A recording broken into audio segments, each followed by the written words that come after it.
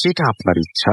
তবে এই স্পেশাল এপিসোডের রুল অনুযায়ী আমরা পুরো কমেন্ট আজকে পড়বো না। আজকে শুধুমাত্র শুধুই ভয়, শুধুই ভয়, শুধুই ভয়। আজকে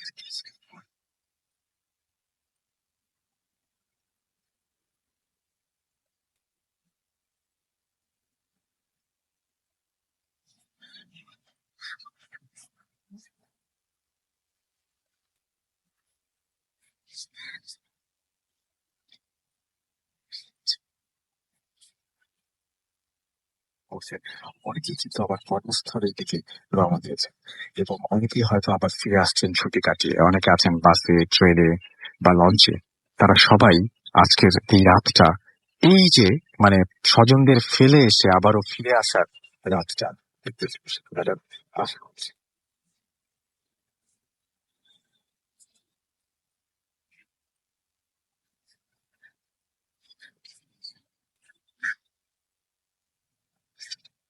আমাদের কাছে একটা স্টোরি রয়েছে যেটি 2018-এর 11 মে আমরা প্লে করেছিলাম এবং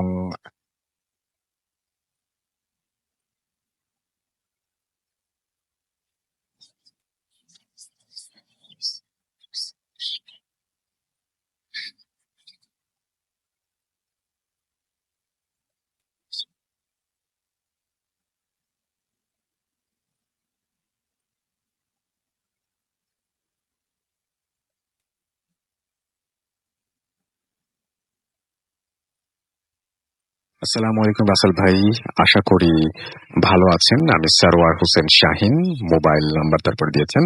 তিনি একটি তিনি একটা মানে আমাদের অফিসের আশেপাশেই তার অফিস, সেটা তিনি জানিয়েছেন এবং তিনি বলেছেন যে স্টুডিওতে এসে তার ঘটনা বলা সম্ভব নয়। তিনি ভূত এফএমের একজন নিয়মিত শ্রোতা এবং তার বাড়ি লালমনিরহাট জেলা সদরের কোনো এক এলাকায়। কোনো এক কারণে এলাকার নাম তার কাছে গোপন রাখতে হলো। এবার আসি মূল ঘটনায়। ঘটনা 1995-96 সালে। তখন আমি ক্লাস 6 কি 7 পড়ি। আমাদের বাড়ি অদূরেই একটা বাড়ি ছিল লোকমান ভাইদের।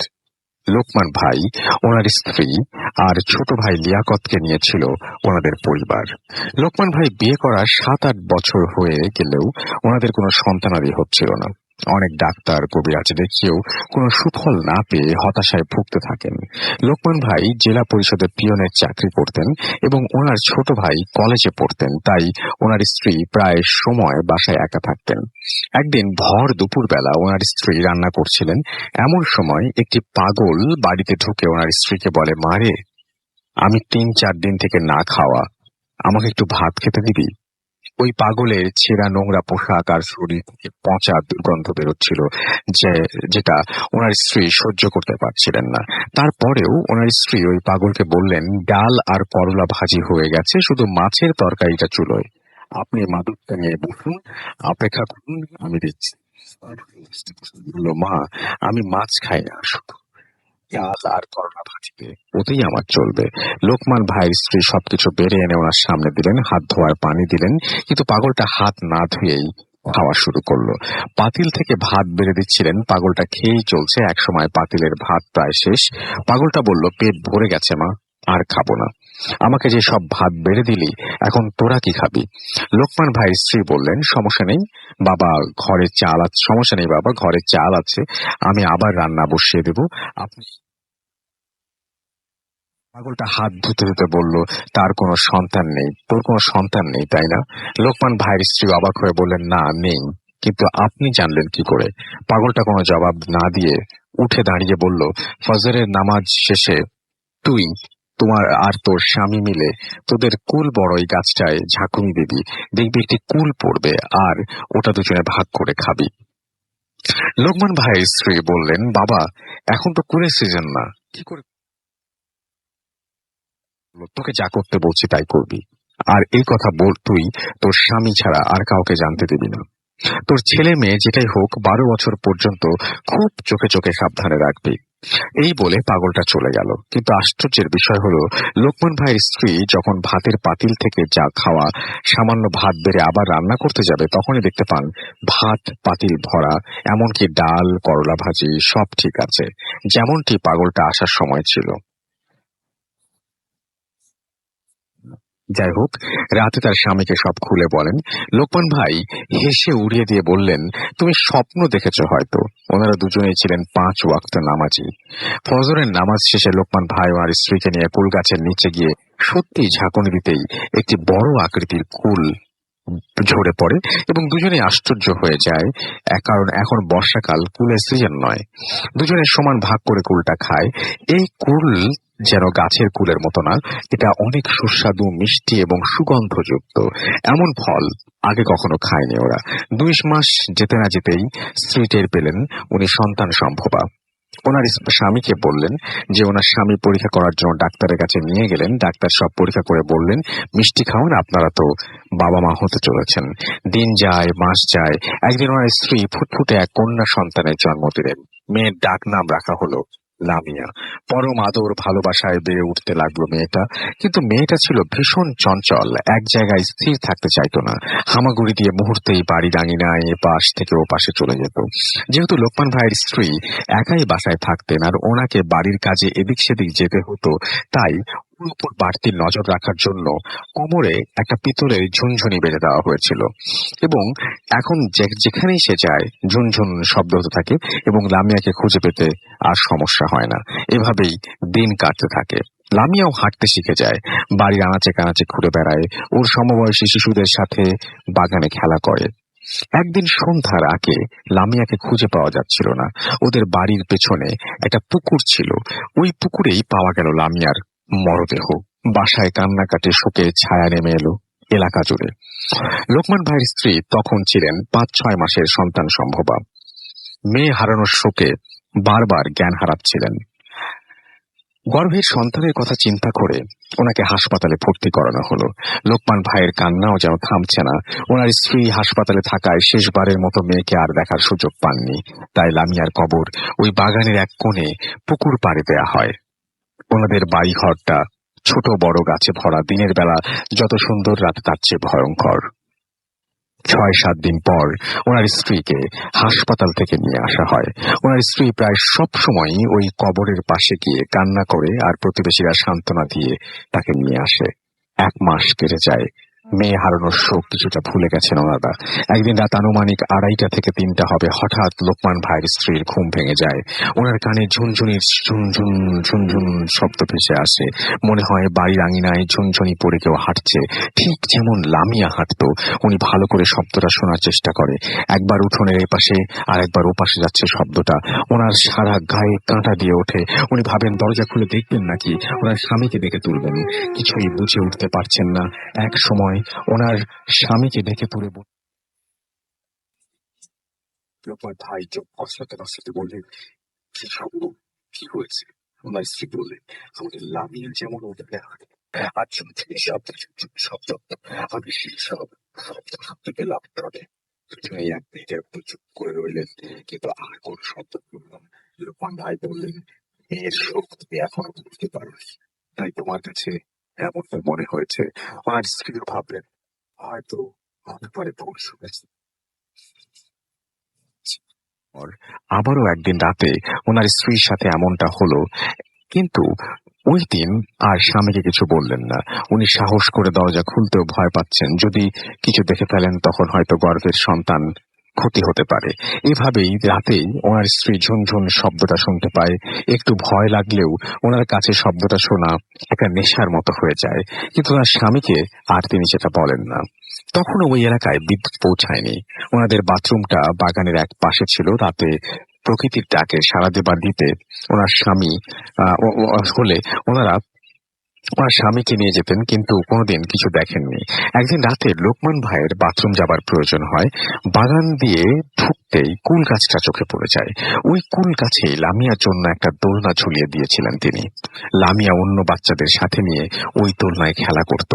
লামিয়া মারা যাবার পরও লামিয়ার স্মৃতি হিসেবে ওই দোলনাটা খোলা হয়নি।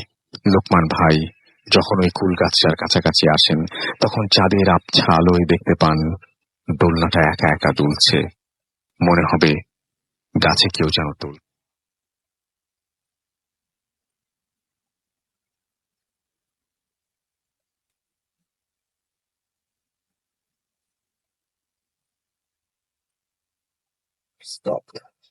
তার কথা শুনে বুঝতে পারা যেত শরীর সবুজ শীতল হয়ে আসে। আর ওই রাতে চলে আসেন। ঘরে এসে শুয়ে ভাবতে থাকেন, মীরা লেবু কিন্তু কিছুই বিলাতে পারেন না। পরের দিন সকালে দোলনাটা খুলে ফেলেন। এই 2-3 দিন পর মাঝরাতে লোকমান ভাইয়ের ঘুম ভেঙে যায়।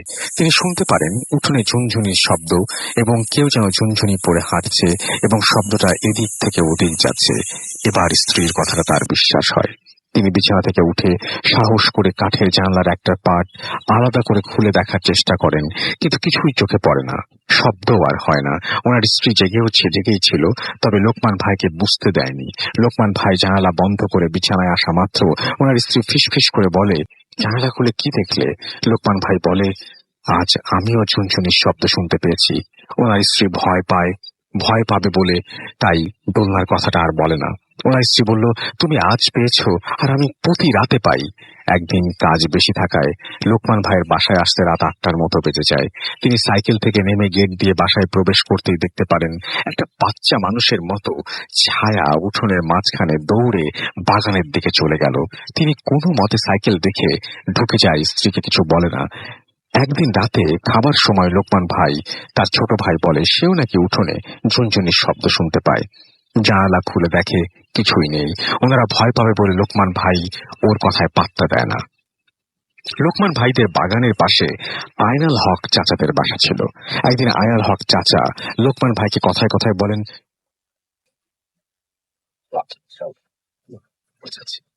নিয়ে যাবে বাথরুমে যাওয়াটা ঠিক না। লোকমান ভাই সংকোচকে বলেন, কই না তো, না তো চাচা, আমরা মোমবাতি ব্যবহার করি না, কুপি নয়তো লণ্ঠন জ্বালাই, আর বাথরুমে গেলে টর্চ নিয়ে যাই। আয়নাল হক চাচা বলেন, দেখি দেখি নিয়ে যায়, আবার আসে আমাদের বাগানে। চাচা চাচা বলেন, মাঝে মাঝে গভীর রাতে দেখি মুখে আলোর মতো একটা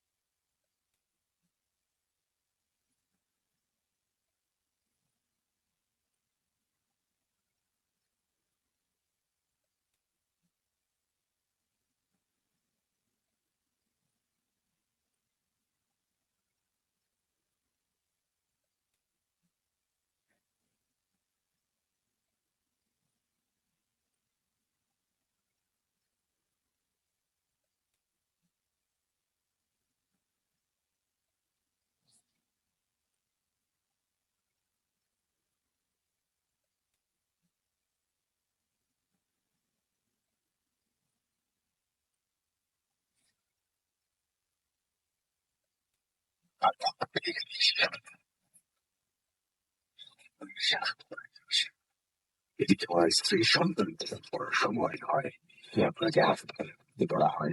রাত একটা থেকে শিক্ষিত আপনি লক্ষ্য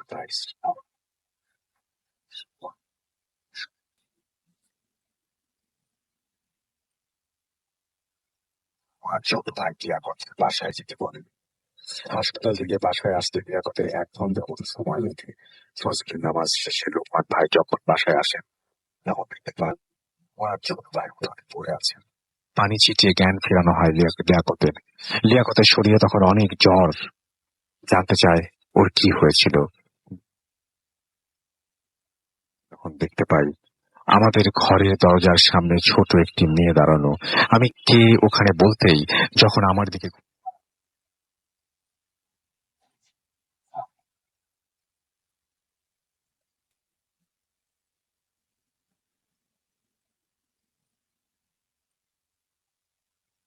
আমার আর কিছু মনে নেই। লিয়াকতের জ্বর ৪-৫ দিন ছিল। কিন্তু জ্বর ভালো হয়ে গেলেও রাতে স্বপ্ন দেখত ওই ঘটনা আর চিৎকার দিয়েও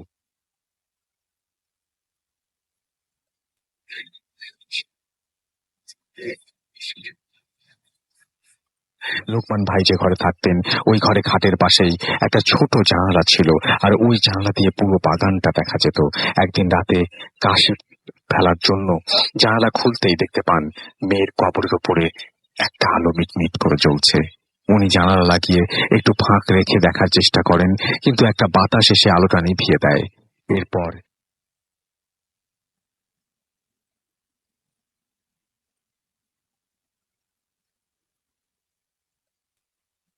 তাদের মুশকিল যায় আমাদের পুরো বাচ্চাটা দেখতে দেখতে মেয়ের প্রতি হয়েছে মৃত্যু কথা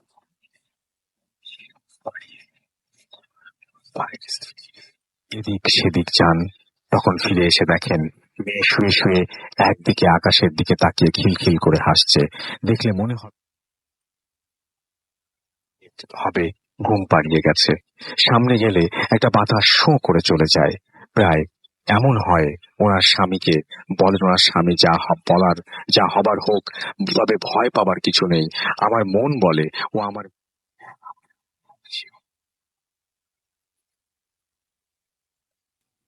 আলো জ্বলতে নিত্যে দেখেছে।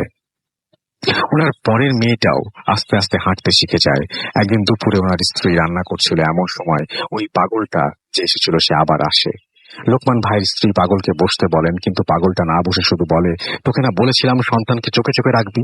শোন, তোর মেয়ের জানাজার নামাজ যে ইমামকে দিয়ে পড়িয়েছিলি, কোনো একটা কারণে তার কোনো একটা ঝামেলা হয়েছিল সেখানে, তাই মেয়ের জানাজা পরিপূর্ণ হয়নি। ভালোই নেও আরো একজন ইমামকে দিয়ে গায়েবী জানাজা পড়িয়ে দিস, সব ঠিক হয়ে যাবে। এই বলে পাগলটা চলে যায়।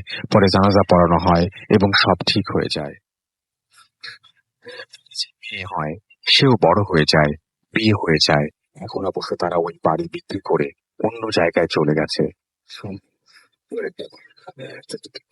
নিচে দেখেছি যে শুনেছি ভালোভাবে এলাকার মুরব্বী যারা ছিলেন সবাই এই ঘটনা জানেন। হয়তো গুছিয়ে লিখতে পারিনি, ভালো লাগলে শ্রোতাদের পড়ে শোনাবেন। আমার কাছে আরো ঘটনা রয়েছে, সময় পেলে পাঠিয়ে দেব। ভালো থাকবেন। ভূত এফএমের সবার জন্য রইল শুভকামনা। সরোয়ার হোসেন শাহিন, থানাপাড়া, থানা পোস্ট।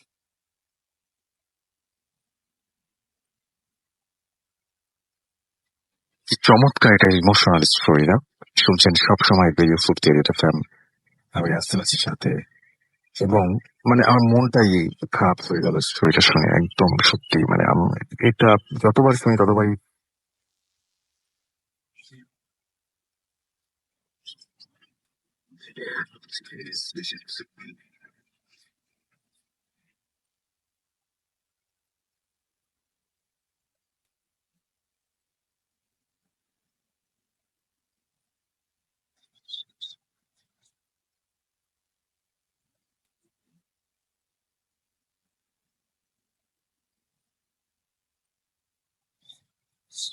ঘটনাটি আমি পড়ে শোনা মানে যে আপনাদের জন্য প্লে করব। সেই ঘটনাটি 2018 এর 4 মে আহ,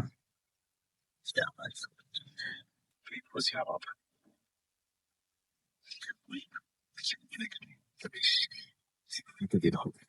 এবং এইখানে ডক্টর আলিফ এসেছিলেন এই শুতে। এবং ডক্টর আলিফ না, এটা ডক্টর আলিফ এসেছিলেন এবং তিনি একটা ঘটনা শেয়ার করেছিলেন।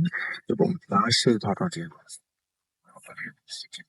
আহ, অনেক বেশি মানে অনেক ভালো লাগবে আর কি। আসসালামু আলাইকুম মিস্টার ভাই, আসসালামু আলাইকুম everyone. ওয়ালাইকুম আসসালাম। আসলে কেমন আপনাকে অনেকদিন পরে আসছি আমরা। আহ, ঘটনা শুরুর আগে এই স্বপ্ন নিয়ে ঘটনাটা স্টার্ট করি। স্বপ্নের ঘটনা স্টার্ট করি, স্বপ্ন দিয়ে শুরু হোক। আমি তো রাসেল ভাই জানেন আমি একটু ডিফারেন্ট ঘটনা ছাড়া শেয়ার করি খুবই কম। একদম। একটু ডিফারেন্ট না হলে। তো আপনি যেটা বলেছেন সেটা দিয়ে স্টার্ট করছি। নাফিস নামে এক মানে দুটো ঘটনা আছে, আমরা সেকেন্ড ঘটনাটা সেকেন্ডটা শুনছি। শুনি আগে ওকে, থেকে। ফাইন। নাফিস নামে যে ভাইয়াটার ঘটনা শেয়ার করব, ভাই তার ঘটনা আমি আপনাকে আগে বলেছি, সে ঢাকা একটা ইউনিভার্সিটিতে বিশ্ববিদ্যালয়ে পড়াশোনা করত। 1996-1997 সেশনের স্টুডেন্ট। তো উনি যখন পড়াশোনা করে তখন রাজশাহীতে তার বাবা মা থাকতো। তো রাজশাহীতে থেকে সে ঢাকায় এসে পড়াশোনা করা স্টার্ট করে এবং আসলে ইউনিভার্সিটির ওই হোস্টেলে থাকা হতো শুরুর দিকে। পরবর্তী সময়ে হোস্টেল চেঞ্জ করে, মানে হোস্টেলে একটু ঝামেলা থাকবার কারণে কয়েকজন বন্ধু মিলে ডিসিশন নেয় যে তারা বাসা নিবে। তো মিরপুরের সাইডে আশেপাশে একটা জায়গায় বাসার ভাড়া নেওয়া হয়। 96-97 ঘটনাটা আসলে রাসেল ভাই 1999 সালে। আচ্ছা। তো যে বাসাটা, তো তখন তো এত অ্যাপার্টমেন্ট ছিল না, সাধারণ বাসা বাড়ি আর কি। তো যে বাসাটা নেয় সেটা মেস বাড়ি। তো তখন এত মেস বাড়ি ছিল না, এখন অনেক মেস বাড়ি আছে। তো এত মেস বাড়ি ছিল না, ঢাকা শহরে খুব কম ছিল, ফ্যামিলি বাসায় ছোট ছিল। তো তারা একটা বাড়ি পায়, যে বাড়িতে শুধুমাত্র মেসই ভাড়া দেওয়া হয়, শুধু বাড়িওয়ালা থাকতো বা বিল্ডিং এর পাশে। আচ্ছা। তো তারা থাকতো 4 তলা, তো 2 ইউনিটের বাসা, তো তারা থাকতো 4 তলা বাম পাশে। তো ঠিকই ছিল। তো বন্ধের সময় চলে আসে, কারণ ঈদ, রমজানের ঈদ। তো ঈদ শেষে তারা ফিরবে আর কি বাড়িতে। ঘটনা হচ্ছে যে ঈদের ছুটি ছিল 7 দিনের, রমজানের ঈদ তো প্রায় 7-8 দিনের ইউনিভার্সিটির বন্ধ ছিল, বেশি দিনেরই ছিল। কিন্তু দুর্ভাগ্যবশত রাসেল ভাই, সবাই তো ঢাকার সময় ঢাকা থেকে চলে যেত, আর তো আরো মানুষ কম ছিল এর আগে, 96-97-99 মানুষ আরো কম ছিল। তো বাসাটা পুরো খালি ছিল বলতে গেলে। যখন ওনারা যায় 3-4 দিন আগে ঈদের, তখন দেখে অলমোস্ট বাসা খালি। তো ঈদের পর দিন তার বাবার সাথে মনোমালিন্য হওয়ার কারণে ঈদের পর দিন তিনি ঢাকায় চলে আসে। আচ্ছা। তো ঢাকায় আসার পর তো বিপদ, কারণ উনি তো আসার কথা 7-8 দিন পরে ঈদের, কিন্তু চলে আসছে ঈদের পরের দিন। তো ওই বিল্ডিং এ শুধুমাত্র বাড়িওয়ালা ছিল, বাড়িওয়ালার মেয়ে ছিল, বাড়িওয়ালা নিজেও ছিল না। আর ওই পুরো বিল্ডিং এর মধ্যে তিনি ছিলেন, আর ভাগ্যবশত তার পাশের রুমের এক ভাই ছিল। আচ্ছা। তিনি ঈদে জানি নাই, ঢাকার বাইরে যাই নাই, সে ঢাকাতেই ছিল। আচ্ছা। তো ভাগ্যবশত বলার কারণগুলো একটু পরে বলছি। তো উনি যখন আসে বাসায়, দেখে যে তো বুয়া যে রান্না করতে, সে বুয়াটাও নাই। তো তাকেই রান্না করে খেতে হবে, একটা কমন চুলা ছিল বাসার ভিতরে। তো সে দেখে যে বাসাতে কোনো খাওয়া দাওয়া কিছু নাই। তো সে ট্রাঙ্ক থেকে কিছু টাকা নেয়, টাকা নিয়ে সন্ধ্যা 7টার দিকে মাগরিবের নামাজ পড়ে সে মানে বাজারের দিকে কিছু নিয়ে আসার জন্য, যাতে খেতে পারে যতদিন পর্যন্ত বুয়া না আসে। অ্যাটলিস্ট 2-1 দিনের খাওয়া, তো মেসের লোক জানেন এই ধরনের কি ধরনের খাওয়া খেতে পারে, তো সাধারণভাবে যতটুকু রান্না করে খাওয়া যায় আর কি। সে রান্না করার জন্য বাজার নিয়ে আসে, এবং যে টাকাটা বাঁচে সেটা ট্রাঙ্কে রাখবার জন্য, ওই আস্তে আস্তে রাত 9টা বেজে যায়, ট্রাঙ্কে রাখবার জন্য যায়। তো ট্রাঙ্ক ফেরার সময় যে ট্রাঙ্কটা ধরে দেখে, ট্রাঙ্ক প্রচন্ড বরফের মতো ঠান্ডা। আচ্ছা। আউট অফ নোওয়্যার ওই রুমের ভিতরে, আমি আগের থেকে বলে দিই রাসেল ভাই, ওই রুমটা ছিল তাদের 3 ফ্রেন্ড। আচ্ছা। ওই ফ্রেন্ড গুলা কেউ ঈদের ছুটি শেষে বা ঢাকায় আসেনি তখন, খালি ওই ফ্ল্যাটের মধ্যে, ওই ফ্ল্যাটের মতো 2 জন, তিনি আর পাশের রুমের এক ভাই। ওনার সাথে ওনার এতটা ইন্টিমেসি ছিল না, বাট এমনি হাই হ্যালো ছিল, দেখা সাক্ষাৎ ছিল, কারণ টাকা পয়সা তো সবাই একসাথেই ফ্ল্যাটের ভাড়া দেওয়া হতো। তো তিনি রান্না বান্না করে খাবে, তো যে টাকাটা বেঁচেছে সেটা সে ট্রাঙ্কের ভিতর রাখতে যে দেখে যে ট্রাঙ্কটা পুরো বরফের মতো ঠান্ডা হয়েছে, মানে কোনো কারণ ছাড়া। শীতকাল, তখনও প্রপারলি শীত পড়ে নাই, শীতকাল একদম শীতের শুরুর দিকে আর কি। তো এত ঠান্ডা হওয়ার কথা না, বরফের মতো ঠান্ডা। তো সে ট্রাঙ্কটা খুলে সাহস করে দেখে কিছু না, সব নর্মাল। সে টাকাটা রেখে রান্না বান্না করে রাত্রেবেলা খেয়ে শুয়ে পড়ে। শোয়ার পর সে স্বপ্নে দেখে এরকমটা। তো স্বপ্নে অনেক আজগুবি জিনিস দেখার পর যতটুকু মনে আছে একটা জিনিস, যে ট্রাঙ্কটা খুলতে হবে, এবং ট্রাঙ্কটা খুললে তার কিছু বিপদ হবে, না খুললে কিছু বিপদ হবে, না খুলতেই হবে, ট্রাঙ্কটা খুলতেই হবে। সে কি করে, লাইটটা, মানে ঘুম থেকে উঠে, আমার স্মৃতিশক্তি যতটুকু মনে আছে, লাইটটা খুলে লাইট মানে ঘুম থেকে উঠে লাইট জ্বালাই এবং ট্রাঙ্কটা খুলি। ট্রাঙ্কটা খোলার পর তিনি দেখে যে ট্রাঙ্কটার বাম পাশে কিছু নখ, আর ডান পাশে কমপক্ষে 50 থেকে 60টা আঙ্গুল। আচ্ছা। কাটা আঙ্গুল। তিনি একটা চিৎকার দেয়, খুব জোরে চিৎকার দেয়, মনে হচ্ছে এই চিৎকারটা পুরো বিল্ডিং এর সবাই শুনতে পাওয়ার কথা, এত জোরে চিৎকার দেয়। পাশের রুমের ভাইটা দৌড়ে এসে দরজা লক করে, সে দরজাটা খুলে দেয়। তো পাশের ভাইটা দেখে যে তিনি পুরা ঘেমে, মানে এতটাই ঘামা হয়েছে তার শরীরে, পুরা শরীর তার গোসলের মতো অবস্থা, এবং ওই ট্রাঙ্ক বেয়ে পানি পড়ছে, ট্রাঙ্ক দিয়ে পানি ট্রাঙ্ক পড়ছে। দিয়ে পানি পড়ছে। উনি ভাইটাকে বলে যে কি হয়েছে, তখন বলে যে ভাই আমি এরকম এরকম স্বপ্নে দেখলাম, ট্রাঙ্কটা খুললাম, এই ট্রাঙ্ক খোলার পর এইসব জিনিস দেখেছি। বলে দেখো এটা দুঃস্বপ্ন হতে পারে তোমার। আচ্ছা, উনি এতটাই ভয়, এতটাই ঘাবড়ে গেছে যে বলে যে ভাই আপনি আমার সাথে এই রুমে থাকেন, মানে সে রাতটা পার করার জন্য, অ্যাটলিস্ট এই আজকে রাতটা আপনি আমার সাথে থাকেন, দরকার হলে আমি একটা ব্যবস্থা করবো। ওই লোকটা আমার ভাইয়াটা পাশে তার সাথে তার রুমে থাকে। পরের দিন যখন সকাল হয়, দুইজন মিলে একসাথে নাস্তা খেতে হোটেলে যায়। হোটেলে যাবার পর ওই ভাইয়াটা বলে যে শোনো, তোমাকে রাত ধরে আমি ডাকলাম, তুমি অথচ ঘুমের ঘোরে কথা বলতে বলতে বসে দাঁড়িয়ে গেছো, আমি তোমাকে বসাতে পারছি না, শোয়াতে পারছি না, এত খারাপ অবস্থা তোমার, তোমাকে একটা ডাক্তার দেখাতে হবে। আমি জানি না তোমার কি হয়েছে, কি সমস্যা, তবে অবশ্যই ডাক্তার দেখাতে হবে। তোমার ফ্রেন্ডরাও ভালো বলতে পারবে তুমি রাত্রেবেলা ঘুমানোর সময় কোনো সমস্যা করো কি না। তো বলে যে এখন তো ডাক্তাররা সবাই ছুটিতে চলে গেছে, তুমি এক কাজ করো, ঘুমের একটা ওষুধ খাও, রাত্রেবেলা ঘুমটা ভালো হয়। আচ্ছা, ঘুমটা ভালো হওয়ার কারণে ঘুমের ওষুধ খাওয়ায়। ওইটা ছিল ঈদের থার্ড ডে তে রাত্রেবেলা ঘুমের কোনো সমস্যা হয় নাই। ঈদের সেকেন্ড ডে সে ঢাকা চলে আসে। ঈদের ফোর্থ ডে তে ঘটনা আছে ভাই, ঈদের ফোর্থ ডে তে সে ঘুমের ওষুধ খায়, কিন্তু রাত্রেবেলা তিনি আবার স্বপ্ন দেখেন। এবং সেই ভাইটাকে সে বারবার বলে যে ভাই আপনি আপনার রুমে যান না, আমার তো রাত্রেবেলার সমস্যা, আপনি রাতটা তো অ্যাকচুয়ালি আমার ফ্রেন্ড আসা পর্যন্ত আমার সাথে রাতে থাকেন, আমার রুমে থাকেন। তো ওই লোকটা তার সাথে রাতে থাকে। তো এরপরও ঈদের ফোর্থ ডে তে তার ঘুম ভাঙে রাত্রেবেলা। তো ঘুম ভাঙার আগে যে স্বপ্নটা তিনি দেখেন এরকম, যে ট্রাঙ্কটা খুলতে হবে, যে ট্রাঙ্কটা না খুলে তাহলে বিপদ আরো ভয়াবহ। ট্রাঙ্ক খুলতে হবে, এবং এই ঘটনাটা খুব আজগুবি ভাবে আসে, মানে তার কাছে ট্রাঙ্ক খোলার ঘটনাটা খুব অনেক কিছু পেঁচিয়ে আসে। তো সে এতটুকু মনে করে যে আমি লাইট জ্বালাই, এবং সে দেখে যে পাশের ওই বেডে ওই ভাইটা ঘুমাচ্ছে। সে ট্রাঙ্কটা খোলার পর দেখে যে মানে পুরো ট্রাঙ্কটা ভর্তি রক্ত, আর দুটো মাথা, একটা মাথা তার এই রুমের, মানে দুইটা মাথাই রুমের দুইটা ফ্রেন্ড ট্রাঙ্কের মধ্যে। ট্রাঙ্কের ভেতর। তিনি মনে নাই এমন মনে নাই যে এই জ্ঞান আর ফেরেই নাই। পরবর্তী সময়ে যে ভাইয়াটা তার সাথে ছিল সে হসপিটালে নিয়ে যায়। হাসপাতালে নিয়ে যাওয়ার পর ডাক্তার ওখানে, মানে যারা ইমার্জেন্সিতে ছিল সেসব ডাক্তাররা তাকে হসপিটালাইজ করতে বলে, এবং 18 ঘন্টা কোনোভাবে তার জ্ঞান ফেরে নাই। ডাক্তাররা নর্মাল করবার পর ফ্যামিলির লোকজন আসে, এটা হয়ে যায় ঈদের 6th ডে। জ্ঞান ফেরার পর সে যখন নর্মাল হয় তখন বলে যে আমি এই ঝামেলায় পড়েছিলাম, আমি স্বপ্নে এগুলা দেখেছি।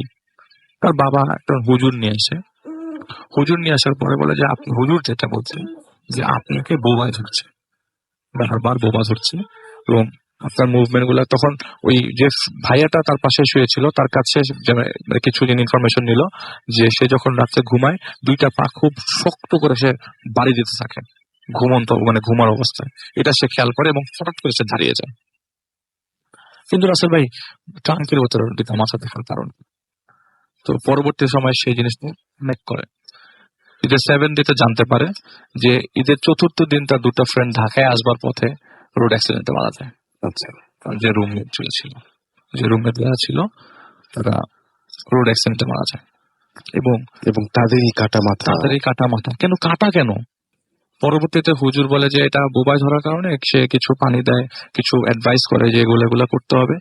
পরে সে জানতে পারে কাটা মাথা হওয়ার কারণ হচ্ছে ওই যারা যেসব ফ্রেন্ড ওই বাসে ছিল, একটা ফ্রেন্ড মাত্র, মানে 3জন ফ্রেন্ড আসবার পথে একটা ফ্রেন্ড পেছনে ছিল। তো উনি বলেছে যে ওই বাসটা মুখোমুখি সংঘর্ষ হওয়ার সময় দুইটা বডি ছিটকে যায়। এর কারণ হচ্ছে ওরা টিকিট পায় নাই, ড্রাইভারের পাশে যে ইঞ্জিন ওইখানে সিটে বসেছিল, ওই দুইটা ফ্রেন্ডই সাথে হেল্পারটা একদম ছিটকে বাসের সামনে কিছু পড়ে।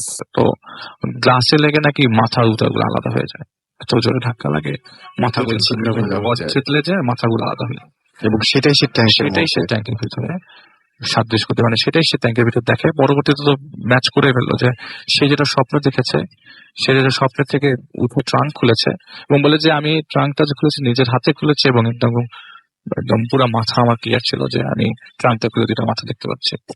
এবং যেটা শুনলাম, মানে অনেক ঘটনা আমরা শুনি, এই ঘটনাটা পুরো ট্রাঙ্ক নিয়ে। এবং ব্যাপারটা হচ্ছে এখানে যে ট্রাঙ্কটা ভেতরে কাটা মাছ তো অবশ্যই।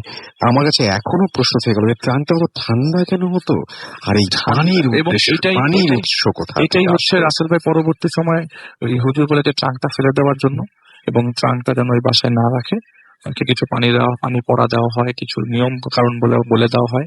এবং তার বাবা মা বলে যে তোমাকে আর মানে মেসে থাকতে হবে না, তুমি হয় হোস্টেলে ব্যাক করো, আদারওয়াইজ অন্য বাসা নিয়ে থাকো।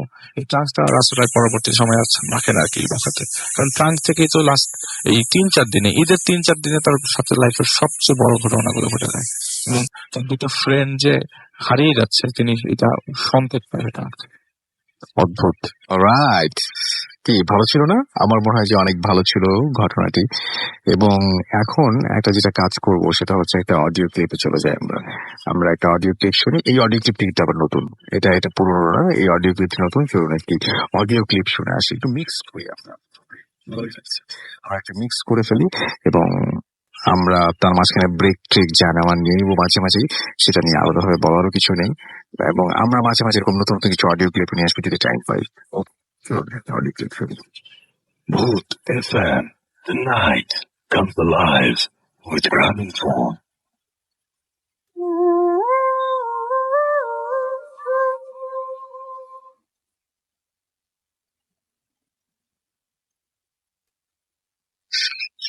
রাসেল ভাই, আমি জানি আপনি সবসময় ভালোর দলে, তাই আপনাকে আর জিজ্ঞেস করলাম না আপনি কেমন আছেন। আশা করি আল্লাহর অশেষ মেহেরবানি ভালো আছেন। আমি মেহেদি হাসান শ্রাবণ, পেশায় একজন অ্যাম্বুলেন্স ড্রাইভার। 2016 আগস্ট মাস, দিনটি ছিল শনিবার। আমার পরিচিত একজন বড় ভাই আমাকে ফোন দেয়, শ্রাবণ তুমি কোথায়? আমি বললাম যে ভাইয়া আমি তো কালকে ট্রেন থেকে ছিলাম কেবল ঢাকায়। তুমি বলে যে তুমি কি বাসায় নাকি রাস্তায়? আমি বললাম যে না ভাই আমি বাসায়। বলে রাতে আমার একটা ট্রেন আছে, যেতে পারবা? যে কোথায়? বলে ভোলা। তা বললাম যে আচ্ছা ঠিক আছে ভাইয়া যেতে পারবো, সমস্যা নেই। বলে ওরা 21,000 কিংবা 22,000 টাকা ভাড়া দিতে পারে, আর বকশিস যা দেয়। তো আমি বললাম আচ্ছা ঠিক আছে ভাইয়া, আপনি পার্টিকে আমার নাম্বারটা দিয়ে দিয়েন, আমরা যেন আমার সাথে ফোনে কন্ট্যাক্ট করে। তো আলামিন ভাই বললো যে আচ্ছা ঠিক আছে আমি নাম্বার দিয়ে দিচ্ছি, তোমার সাথে ফোনে কন্ট্যাক্ট করবে। তো এই সুযোগে রাসেল ভাই আমি একটু ঘুমায় আনি। ঘুমানোর পরে ফ্রেশ হয়ে ঘুমাইছিলাম। দুপুর 2টা বাজে আমার মোবাইলে একটা ফোন আসে অন্য নাম্বার থেকে। তার ফোনটা রিসিভ করতে সালাম দিলাম। ওরা বলে যে আপনি কি শ্রাবণ? হ্যাঁ আমি শ্রাবণ। বলে আলামিন আপনার নাম্বারটা দিয়েছে, আপনি গাড়ি নিয়ে সন্ধ্যা 7টার ভিতরে ঢাকা মেডিকেলে চলে আসেন। তো যেহেতু রাসেল ভাই আমার গাড়িটা হচ্ছে মিরপুরের, তো 7টার ভিতরে আমি 5টায় রওনা দিলাম। 6টা 15-তে গিয়ে ওইখানে পৌঁছাইলাম। পৌঁছানোর পরে আরেকটা কথা বলে রাখি যে আমরা অ্যাম্বুলেন্সে সচরাচর 2জন ড্রাইভার থাকি। তো আমার সাথে যে ড্রাইভারটা, আমরা আগের দিন বগুড়া ট্রিপে ঘুরে আসি, তো উনি ওই দিন সকালে গ্রামে চলে যায়, ওনার গ্রামের বাড়ি হচ্ছে খুলনা। যাই হোক, তো আমি যখন ঢাকা মেডিকেলে, তখন ওনারা আমাকে ফোন দিল 7:30টায়। 7:30টায় যখন ফোন দিল, বললো যে আপনি কোথায়, গাড়ি নিয়ে গেটের সামনে চলে আসেন। তো আমি গেটের সামনে যথারীতি চলে গেলাম। এর আগে আমি একটা কাজ করছিলাম, সেটা হচ্ছে এটা যে যেহেতু এত লং এর পথ আমি একা যাব, রাসেল ভাই যেহেতু শহরে থাকেন তাহলে বুঝতে পারবেন যে হসপিটালের সামনে হয়তো অনেক ধরনের বেকার লোকজন পাওয়া যায়। তো আমি একটা পিচ্চিকে পাইছিলাম, ওর বয়সটা মেবি 30 কি 40 ইয়ার হবে। তো ওরে আমি বললাম যে আমার সাথে যাবি? তো বললো যে কোথায়? আমি বললাম যে বলা যেমন ট্রিপে যাবি কিনা। তো বলে যে আচ্ছা ঠিক আছে যাবো, সমস্যা নেই। 7:45টার দিকে ওনারা গাড়ি নিয়ে যেতে বললো, গাড়ি নিয়ে গেলাম। এরপরে ওনাদের ডেড বডি উঠালো, আমরা 8টা 15-তে রওনা দিলাম। তো আমার ইচ্ছা ছিল এটাই যে আমি আসলে মাও ঘুরে যাবো, কিন্তু ওনাদের একটা পার্সন গাবতলীতে থাকার কারণে আমার গাবতলী ঘুরে আসতে হয়, অর্থাৎ আমার আরিচা এরিয়া যেতে হবে। যাই হোক, তো আমি গাবতলী আসি। গাবতলী আসার পর ওনাদের ওই পার্সনকে গাড়িতে নেই, আর পথে জিজ্ঞেস করছিলাম ওনাদের কাছে যে লোকটা কিভাবে মারা যায়। তো ওনারা বলছিল যে সুইসাইড, আর যিনি বলছিলেন উনি হচ্ছে ওই মেয়ের ভাই। যাই হোক, তো যখন রাত 10টা কিংবা 10টা 10 বাজে, তখন আমরা আরিচা ফেরিতে ঠিক 11:15টার দিকে ফেরি থেকে উঠি। ফেরি থেকে উঠা গাড়ি চালাইতেছি। তো ফেরি থেকে ওঠার পরে আমার কেমন যেন লাগতেছিল। ভাইয়া আমি কি বলবো, আসি ওভার গাড়ি চালাইতেছি চালাইতেছি, দেখি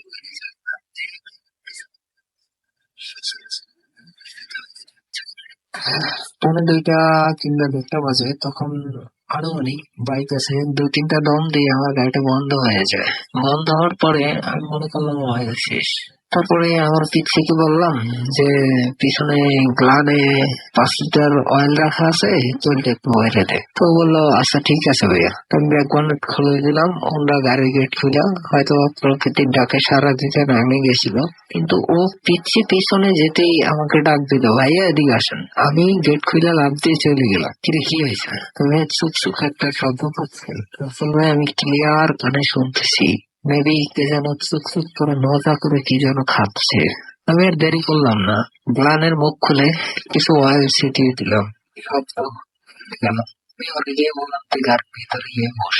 আমি ওকে কিছু বুঝতে দিলাম। তারপরে ও গাড়ির ভিতরে গিয়ে বসে, আমি গাড়িতে অয়েল নেই। 3বার চেষ্টা করে সেলফ মারার পরে আমার গাড়ি স্টার্ট হয় না। তো আমি ওনাদেরকে বললাম যে আসলে ধাক্কা দিয়ে স্টার্ট করতে হবে, এছাড়া কিছু করার নেই। কিন্তু ভাইয়া যেহেতু অটো গাড়ি, তো ধাক্কা দিয়ে স্টার্ট করা সম্ভব হয় না। এরপরে যাই হোক অনেক কষ্টে সেলফে আমি স্টার্ট করলাম। সামনে গিয়ে যখন পাম্পে ঢুকলাম তেল দেবো, আমি বললাম যে পিছিয়ে বললাম টাঙ্কি ফুল করতে বলো। তো টাঙ্কি ফুল করলো, আর আমি স্টার্টিং এ বসা ছিলাম স্টার্টিং সিটে। আর যখন আমি বিল দিতে নামিয়ে যাবো, কারণ আমি গাড়ির ভিতর থেকে টাকা গুছাইতেছিলাম, বিল দিতে নামিয়ে গেলাম ডাইন সাইড যা নাইমে গাড়ির পিছন দিয়ে যাচ্ছি, দেখছি গাড়ির পিছন থেকে রক্ত পড়তেছে। তো আমি অবাক, আর ভাবলাম যে পোস্টমর্টম করা লাশ, রক্ত পড়তেও পারে, স্বাভাবিক কিছু না। বিল পেমেন্ট করে আসলাম, গাড়ি চালাইতেছি। আর জিজ্ঞেস করলাম যে আপনারা কিভাবে ডেড বডি নিলেন, রক্ত বের হচ্ছে, আসলে বুঝতে পারলাম না। তারা আসলে ওনারা যেটা বলে সেটা শুনে আমি একেবারে পুরোটাই অবাক হয়ে গেছিলাম যে আপনি কি বলেন, 4টা তলের ভিতরে ডেড বডি, এর ভিতর থেকে রক্ত বের হবে, এটা সম্ভব? যাই হোক আমি আর কাউকে কিছু বুঝতে দিলাম না, আমি আমার মতো করে গাড়ি চালাচ্ছি। রাত্র যখন 3টা কিংবা 3:15 বাজে, তখন আমি বরিশাল শহর ক্রস করি। আর এর ভিতরে রাস্তায় গাড়ি যেভাবে চালাইতেছিলাম, আমি 90 ওভারও চালাইছি, কিন্তু আমার মনে হয় না গাড়ি 40-এও চলে। যাই হোক 3:30টায় বরিশাল শহর ক্রস করি। ক্রস করার পরে যখন আমি, যারা বলা গেছেন হয়তো বা তারা চিনতে পারবেন, লাহারাট ফেরিঘাট, ওইখানে রাতে ফেরি চলে না। আজানের ঠিক হয়তো বা মোটামুটি আইডিয়া করতেছি যে 45 মিনিট আগে আমি লাহারাট ফেরিঘাট পৌঁছাই। তো ভাইয়া ওখানে রাতে ফেরি চলে না দিন ছাড়া। তো ফেরির জন্য ওয়েট করলাম। আমার এই পিচ্ছিকে জিজ্ঞেস করলাম চা খাবি কিনা, ওনাদেরকে জিজ্ঞেস করলাম চা খাবেন কিনা। তো সবাই মিলে আমরা চা খেলাম। কোনো দোকান খোলা নেই, একটা দোকান খোলা আছে। মেবি উনি একটু পয়েসগার টাইপের লোক, পাঞ্জাবি পরা ছিল, টুপি মাথায় ছিল। বললাম যে কাকা চা হবে? তো আমাদেরকে চা দিন। তো আমাদেরকে 5টা চা দিল।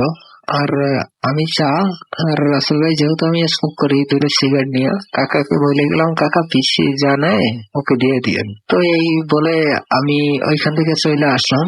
চলে আসার পরে একটু সাইডে গেছিলাম, যেহেতু আমি সিগারেটটা ধরাইছিলাম, তো এই জন্য একটু সাইডে চলে গেছিলাম। আর ওনারা যে যার মতো খায়া চলে যায়। কিন্তু সবচেয়ে মজার ব্যাপার হলো আসলে এটা যে আমি ভাবতেও পারিনি অ্যাম্বুলেন্স আজকে মনে করেন যে প্রায় 4 থেকে 5 বছর সার্ভিস আমার অ্যাম্বুলেন্সে, এরকম ঘটনা আমি কখনো কোথাও ঘটেনি। আমি যখন কাপটা ফেরত দিতে যাই, ওখানে কোনো দোকানই খুঁজে পাই না, কোনো দোকানই নাই ওখানে। যাই হোক, তো আমি কাপটা গাড়ির ভিতরে নিয়ে চলে গেলাম। আর গাড়ির ভিতরে নিলাম যেন পিছিয়ে দেখতে না পারে, তাইলে হয়তো ওর ভিতরে একটা কনফিউজ কাজ করবে যে আসলে কাপটা কেন নিয়ে আসলো। কিছু বুঝতে দিলাম না। মনে হয় আধা ঘন্টা পরে আমাকে ফেরিতে ওঠার জন্য বললো, আজান দিল, এজন্য ফেরিতে ওঠার জন্য বললো। ফেরিতে উঠে গেলাম। তারপরে ফেরি পার হলাম 9:30 কিংবা 9:15 বাজে। তখন ভোলা সদর আমরা পার হই, যেহেতু আমরা যাচ্ছি চরফ্যাশন। একেবারে 12:30টায় পৌঁছাই ওই বাড়িতে।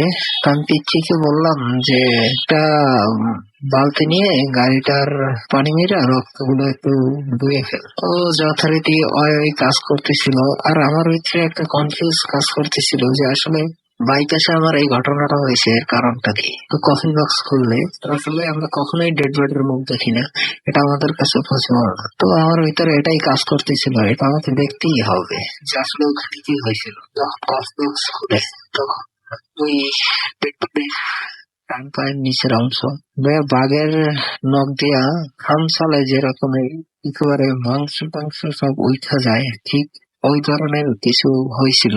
আর তিনটা ফিঙ্গার ছিলই না একেবারে টোটাল। আমি ওনাদেরকে জিজ্ঞেস করলাম যে এটা কি আপনারা ওইখান থেকে দেখে নেন না যে এগুলো ছিল কিনা। ওরা বলে যে হ্যাঁ সবকিছুই ঠিক ছিল, বাট আমরা তো দেখেই নিয়েছি, আমার আর কিছু বুঝতে বাকি নেই যে যা কিছু হয়েছে ওই বাইপাসে।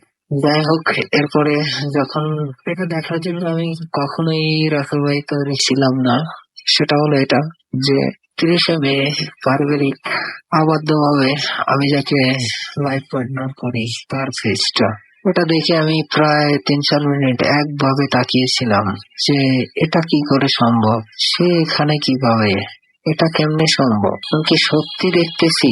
আমি একভাবে তাকিয়েছিলাম। যাই হোক, একটু পরে ওই ছোট আইসা আমাকে ডাক দিল।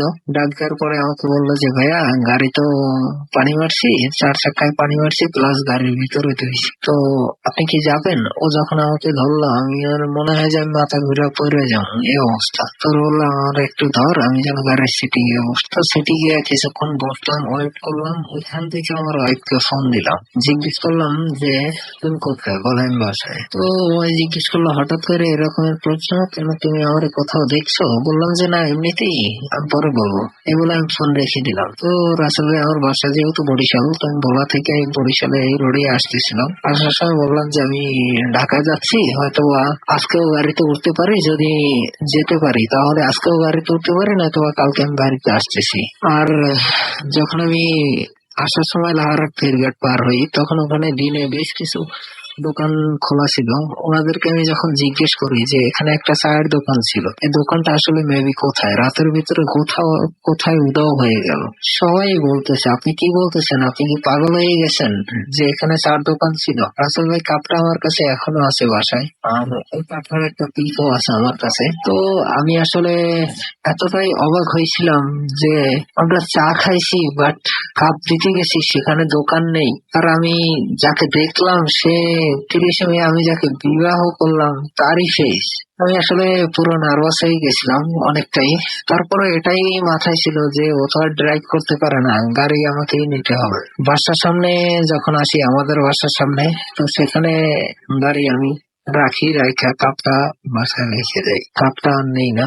তারপরে চলে যাই ঢাকায় ওই টাইমেই, পরে ঢাকায় চলে যাই। তো ঢাকায় পৌঁছাইতে আমার প্রায় 12টা বাজে। 12টা বাজে আমি গাড়ি বুঝ দিয়ে ওই দিন রাতেই একটার গাড়িতে আমি আবার উঠি। অবশ্য একটার গাড়ি বলতে কাটা লাইনে আমার আসতে হয়, তো কাটা লাইনে আমি চলে আসি।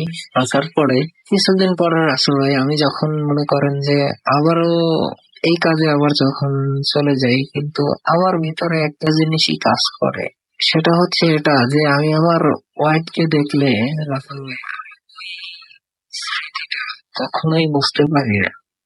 ওই স্মৃতিটা আমার মনে আইসা যায় যে আমি এটা কি দেখলাম, এটা কি হলো, আদৌ এটা কি আমি বাস্তব দেখলাম নাকি হ্যালোসিনেশন, আমি আসলে কিছু বুঝতে পারতেছি না।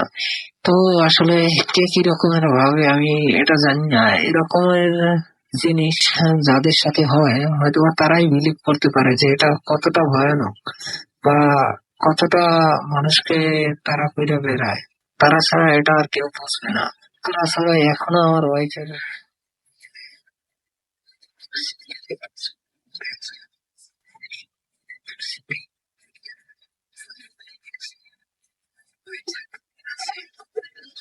আমি স্মৃতি বুঝতে পারি, এই স্মৃতি আপনাকে আজ বেড়ায়।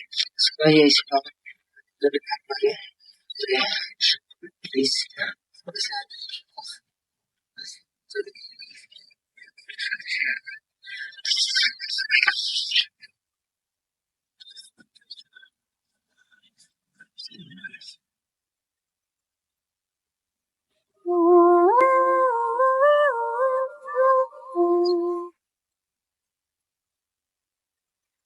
আরো একবার আপনাদের সবাইকে স্বাগত জানাচ্ছি। আমি রাসেল, শুনছেন সবসময় রেডিও সুপ্তি রেডিও ফ্যাম। আমি রাসেল আপনার সাথে তো আছি এবং ফিরে এলাম আবারও। আর সে সাথে আমরা চলে যাব এবার 11-এও না, 8-এও না, আমরা চলে যাবো 2014-এ। এবং 2014-এ আমরা এটা হচ্ছে মে মাসের 9 তারিখ ছিল। দেখেন, আমরা মে মাস দিয়ে শুরু করেছিলাম, এটাও মে মাস। মে মাসের আশেপাশে আমরা ঘোরাফেরা করছি এবং সেদিন আমাদের স্টুডিওতে এসেছিলেন তৃণা, এবং তিনি একটা ঘটনা শেয়ার করেছেন আমাদের সাথে। এবং আমি আশা করছি যে এই ঘটনাতে আপনার ভালো লাগবে। এবং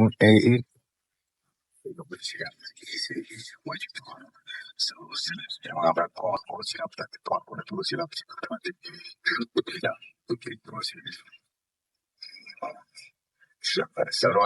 আমাদের জানিয়েছিলেন যে ঘটনা। তো আমরা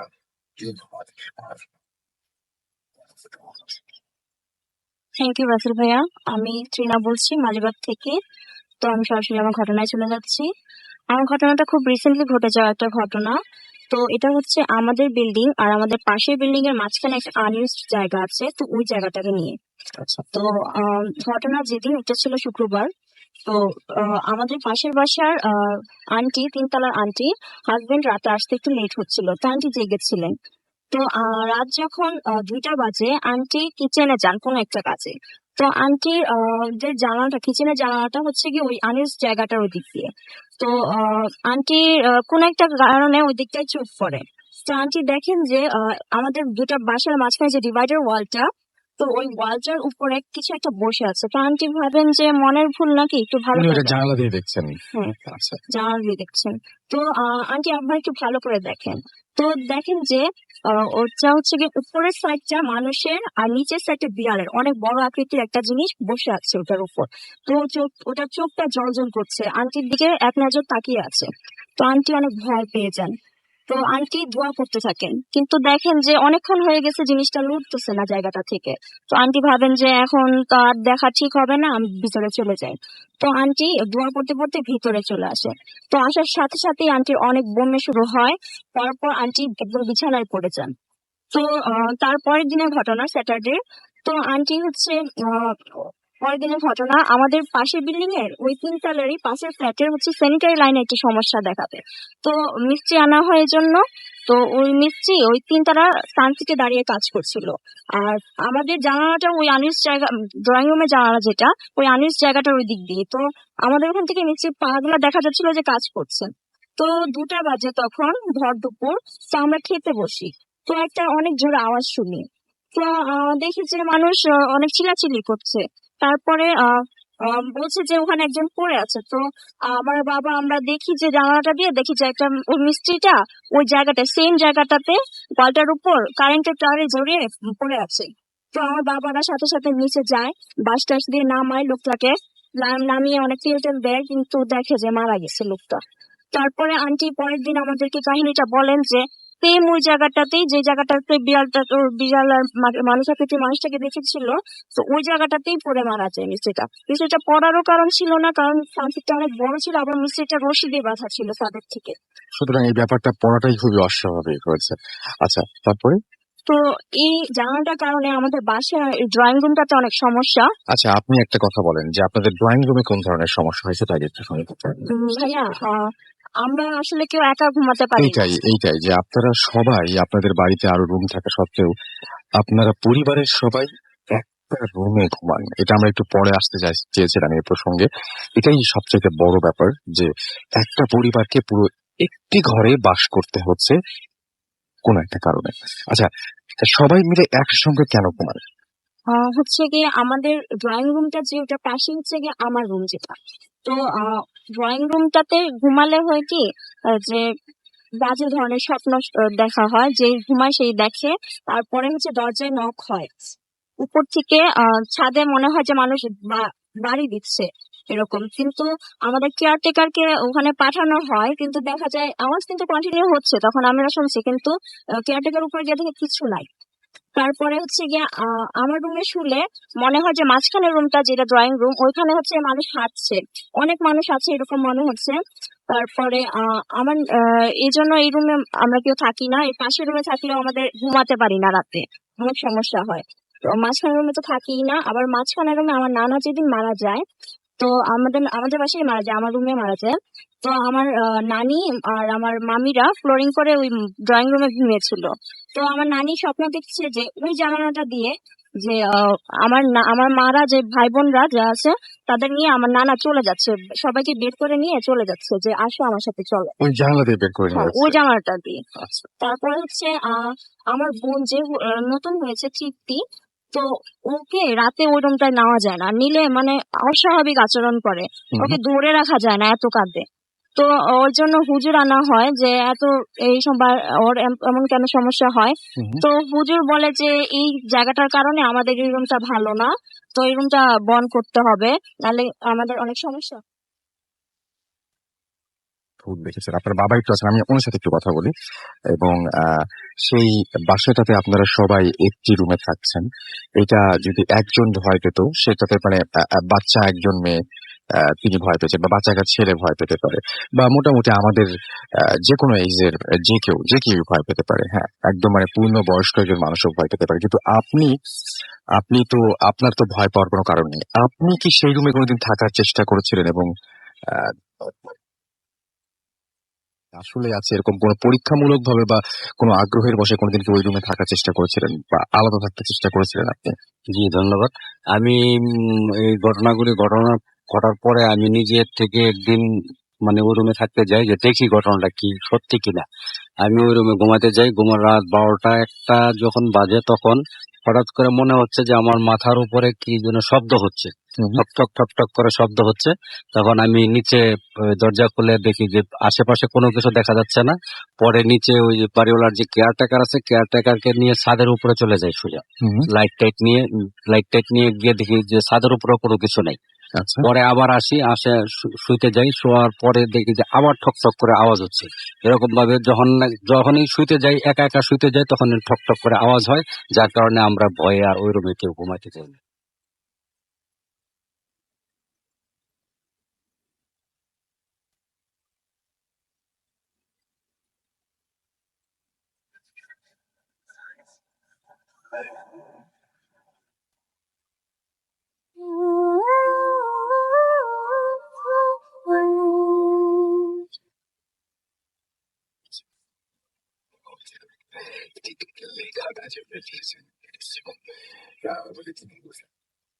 লেখার হাত খুব ভালো, সুতরাং সন্দেহ আমার আরো বেড়ে গেল। আমি ভাবলাম যে আসলেই এরকম কোনো ঘটনা কিনা। উনি ফোন নাম্বার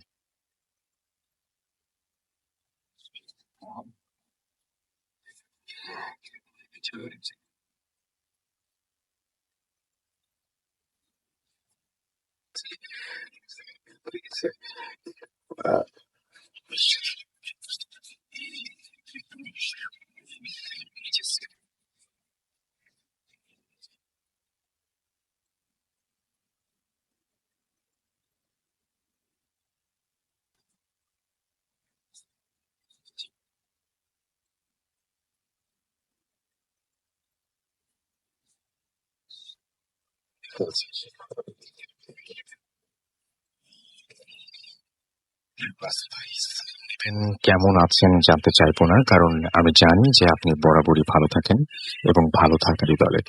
আমি সরওয়ার হোসেন, আমি আশুলিয়া থাকি।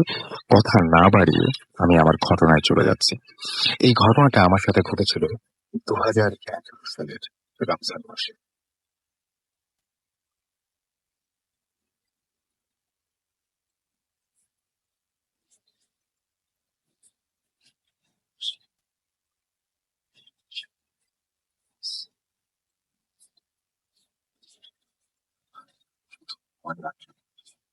নানিদের গ্রামটা অজপাড়া গ্রাম বলতে যা বোঝায় ঠিক তাই।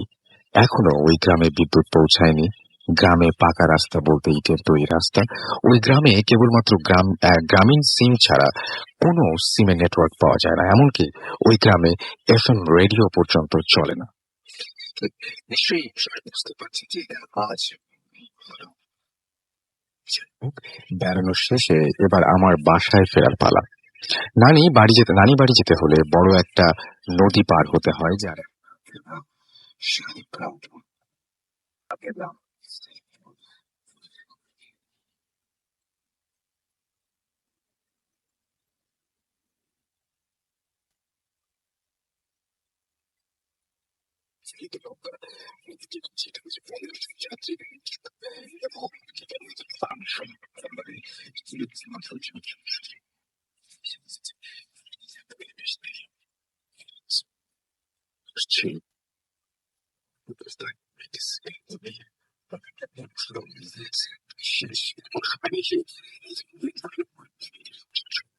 কি আসছে। বৃদ্ধ লোকের উচ্চতা দেখলে যে কেউ অবাক হবে। লোকটির উচ্চতা স্বাভাবিকের চাইতে বেশি নেই। লোকটির পরনে ছিল লম্বা লম্বা সাদা পাঞ্জাবি, ভর্তি সাদা সাদা দাড়ি।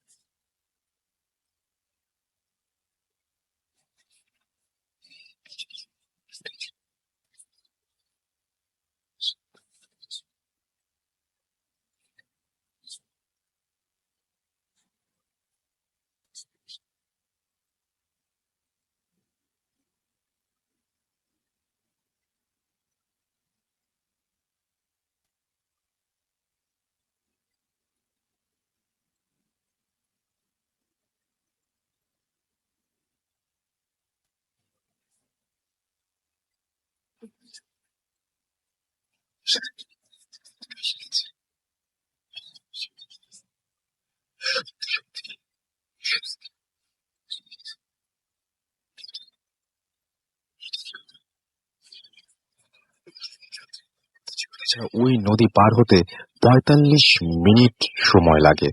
ওই বৃদ্ধ লোকটাকে ট্রলারে তুলতে না তুলতেই কিভাবে ৪৫ মিনিট।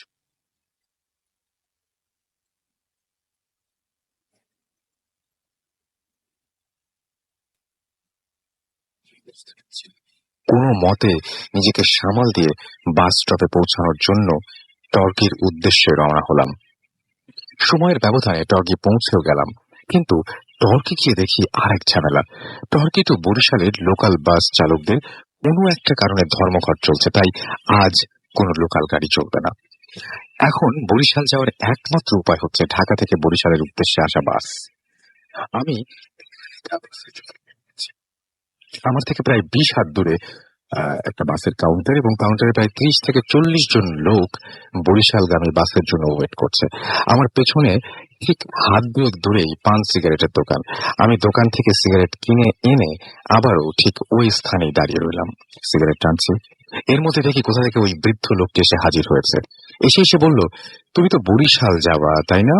দাঁড়াও, একটু পরেই বাস আসবে, আমিও বরিশাল যাব।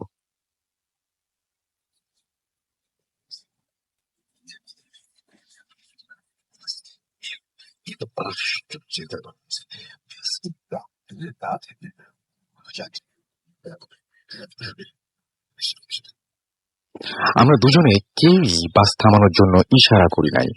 আরো আশ্চর্যের ব্যাপার হচ্ছে, বাসটি কাউন্টার এবং যাত্রীগুলোকে দেখে প্রায় ২০ হাত দূরে আমাদের কাছে এসে থেকেছে।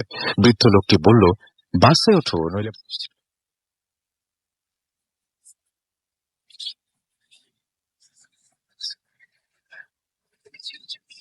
যাবেন। তাহলে উনি বাসে উঠলেন না কেন? আমি ওই বৃদ্ধ লোকটিকে খোঁজার জন্য বাস থেকে নেমে গেলাম, কিন্তু ওই লোকটিকে কোথাও দেখতে পেলাম না।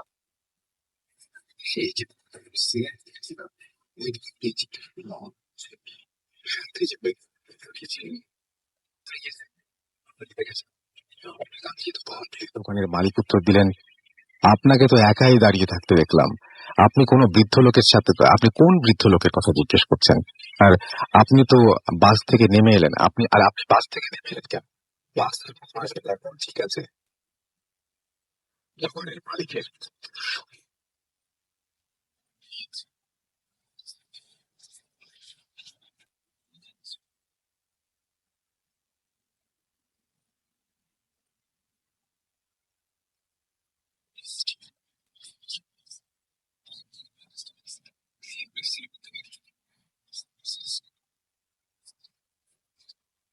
আমার বাসায় ফোন দিয়ে বললাম বাস পথ। ঘন্টা দেড়েকের মধ্যেই বাসা থেকে গাড়ি আসলো। আমি আমাদের গাড়িতে করেই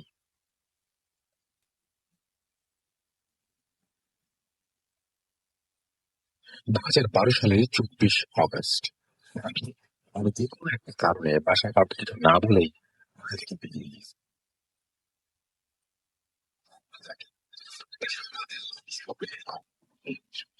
ভাব করছে, লঞ্চ গাড়ি কিভাবে ভাগ বাজে কিন্তু কথা মতো রাত 10টায় লঞ্চে টিকিট কাটলাম। রাত 10টা 13 মিনিটে লঞ্চ ছাড়লো। লঞ্চের নাম ছিল MV ওয়াটার কিং 2009। গ্রাম্য লঞ্চ হওয়ার কারণেই এই লঞ্চটি বেশ ছোট। আমি হাঁটতে হাঁটতে লঞ্চের ছাদে গেলাম। লঞ্চের ফোকাস লাইটের সাথে হেলান দিয়ে বসে একটা সিগারেট ধরলাম। সিগারেট টানছি এমন সময় দেখি একজন মুরব্বী টাইপের লোক লঞ্চের এক কোনায় কোনাকুনি হয়ে দাঁড়িয়ে নামাজ পড়তে দাঁড়িয়েছে।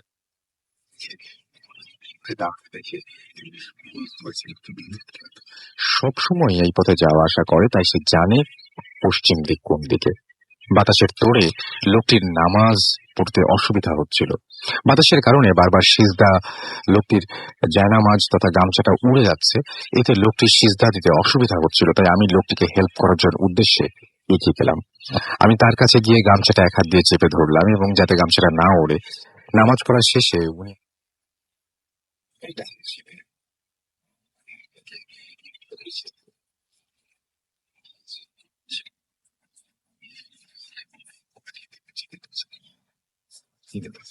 তোমার সাথে আমার সেলিমপুরে দেখা হয়েছিল, তুমি তো বাসা থেকে কাউকে না বলে বেরিয়ে গেছো। বিষয় হচ্ছে বৃদ্ধ লোকটি আমি কোথায় যাচ্ছি, কার কাছে যাচ্ছি, এমনকি আমার বন্ধুর বাবার নাম পর্যন্ত বলে দিল। আমার মাথার ভেতরে কেমন যেন কুয়াশা নেমেছে। হঠাৎ করে উনি বললেন, আমি তো পানি খাওয়াতে পারবে? আমি পানি কেনার জন্য ছাদ থেকে নিচে নেমে এলাম এবং পানি কিনে আবার ছাদে গেলাম, কিন্তু ছাদের কোথাও ওই বৃদ্ধ লোকটি নেই। ওই বৃদ্ধ লোকটিকে আমি ড্রাইভারের রুম সহ পুরো লঞ্চে তন্ন তন্ন করে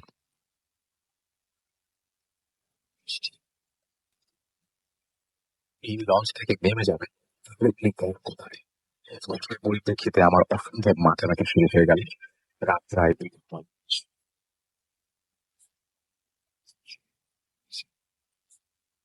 আমি সিদ্ধান্ত নিলাম ওই সময় ঘুমিয়েছি। সে বলল, ভাই ভাগবা চলে এসেছে। আমিও লঞ্চ থেকে নেমে গিয়ে দেখি সত্যিই ভাগবা চলে এসেছে, কিন্তু ঘড়ির টাইম দেখে আমার মাথায় বাজ পড়লো কেবল রাত 3:30 বাজে। কিন্তু আমার বন্ধু তো বলেছিল রাত 8টা 8:30, সকাল বলেছিল 8টা 8:30 বাজবে। লঞ্চ থেকে ভাগবা ঘাটে কেবলমাত্র আমি একাই নেমেছি। এখন এখান থেকে আমি এখন একা একা কোথায় যাব? বন্ধুর গ্রামে আমি এই প্রথম এসেছি, তাই এই গ্রামের রাস্তাঘাট আমি কিছুই চিনি না। এটিও অজপাড়াগা। খুলনার কেউ যদি এই মুহূর্তে ঘটনাটা শুনে থাকেন তাহলে বুঝতে পারবেন। চারিদিকে ঘুটঘুটে অন্ধকার, আমার কাছে টর্চ লাইট বা ওই জাতীয় কোনো কিছুই নেই, তাই অগত্যা দাঁড়িয়ে রইলাম। মশার কামড় খেতে খেতে এক পর্যায়ে আমি অধৈর্য হয়ে গেলাম এবং সিদ্ধান্ত নিলাম হাঁটা শুরু করব, যা হবে হবে। কিভাবে সেই কাজ। আমি হাঁটা শুরু করলাম। আমি যে রাস্তা দিয়ে হেঁটে চলেছি তার এক পাশে ফাঁকা বড় বিল, আর এক পাশে নদী। তাই বাড়ির লম্বা খাড়া শিকড় দেখতে পাচ্ছি। অন্ধকারের মধ্যে তলিয়ে গেলাম। অন্ধকারে নিজের হাতটাও দেখতে পাচ্ছি না। পরিবেশটা কেমন যেন ভুতুড়ে টাইপের মনে হচ্ছিল। আমি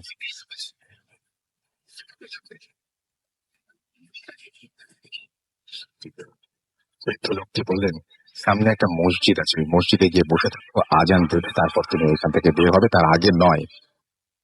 মসজিদের পেছনে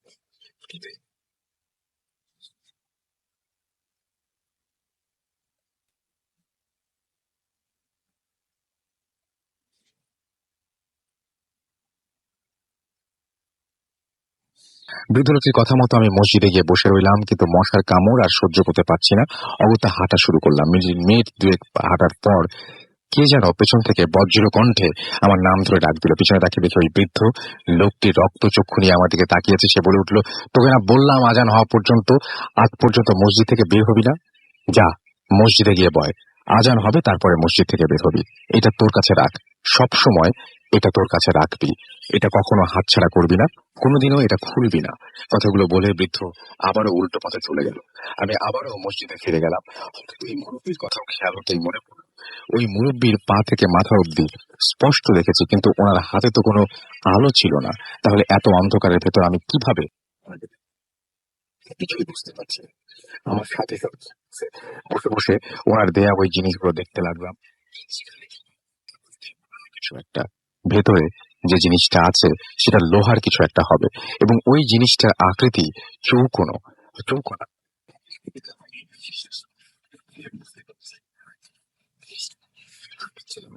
বেশ কিছুক্ষণ পর আজান দিল। আজান শেষ হওয়ার কিছুক্ষণ পর আমি রাস্তায় নেমে হাঁটা শুরু করলাম। প্রায় 1.5 ঘন্টা হাঁটার পর আমি সরাসরি আমার বাসায় গিয়ে আমি এলাম। এই গ্রামে আগেও কখনো আসিনি। আমি কিভাবে বিলের ওই বিদঘুটে রাস্তা দিয়ে একা একা এলাম? আমি কাউকে কিছু জিজ্ঞেস করি নাই, কিন্তু কিভাবে আমি একা এতটা পথ চিনে এলাম? আমার বন্ধুর নাম ধরে ডাক দিলাম। আমি আর আমার প্রেশার নিতে পারছিলাম না, তাই বৃদ্ধ লোকটির দেয়া ওই জিনিসটা খুলে দেখাচ্ছে।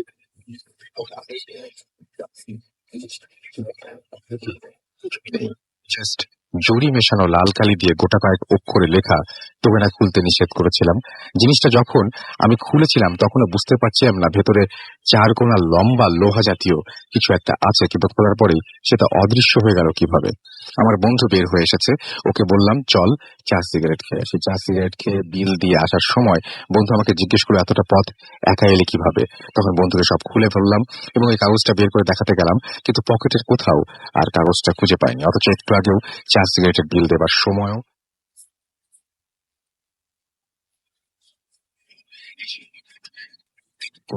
কোনো ঘটনা কিনা আমি জানি না, তবে আমি আজও এই ঘটনার কোনো ব্যাখ্যা খুঁজে।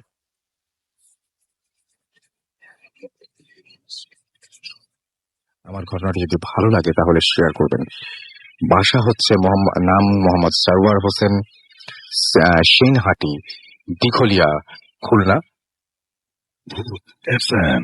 The night comes alive.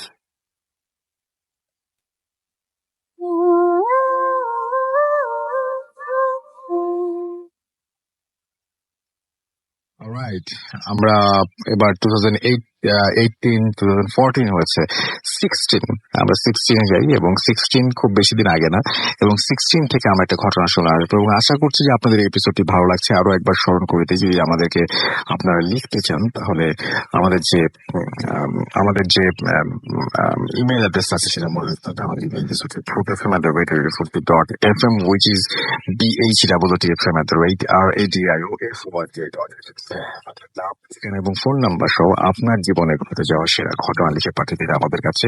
ঘটনার শুরুতে অবশ্যই উল্লেখ করুন যে ঘটনাটি আপনি স্টুডিওতে এসে শেয়ার করতে চান, নাকি আপনি চান আপনার ঘটনা আমরা পড়ে শোনাবো। আর যারা দেশের বাইরে রয়েছেন তারা সরাসরি অডিও ক্লিপ শেয়ার করে ফেলতে পারেন। আমরা শোনাচ্ছি জুন মাসের 22 তারিখে 2016 সালে ঘটে যাওয়া একটি ঘটনা। চলুন শুনে আসছি। হ্যালো লিসেনার্স, আমার নাম সৌম্য, আমি এসেছি ধানমন্ডি থেকে। ওকে সৌম্য, আমি চলে যাই আপনার ঘটনায়। ঘটনার শুরুটা হচ্ছে 2012-এ। এটা হচ্ছে আমার লাইফে সবচেয়ে যে ঘটনাটা সবচেয়ে বেশি ইম্প্যাক্ট ফেলে, এটা হচ্ছে সেই ঘটনাটা। তো দেখা যায় অ্যাজ এ স্টুডেন্ট রাত্রের দিকে একটু লেখাপড়া করা হয়, সেজন্য একটু ঘুমোতে লেট হয়। ওই দিনও ঠিক এরকমই ছিল, ঘুমোতে ঘুমোতে প্রায় 2:20 মতো বাজে। তো সেদিন আবার সারাদিন হচ্ছে আমার কাজিনের বিয়ে ছিল, সেটা নিয়ে একটু জাস্ট টায়ার্ড ছিলাম। তো শুয়ে পড়ার সাথে সাথেই ঘুম চলে আসে।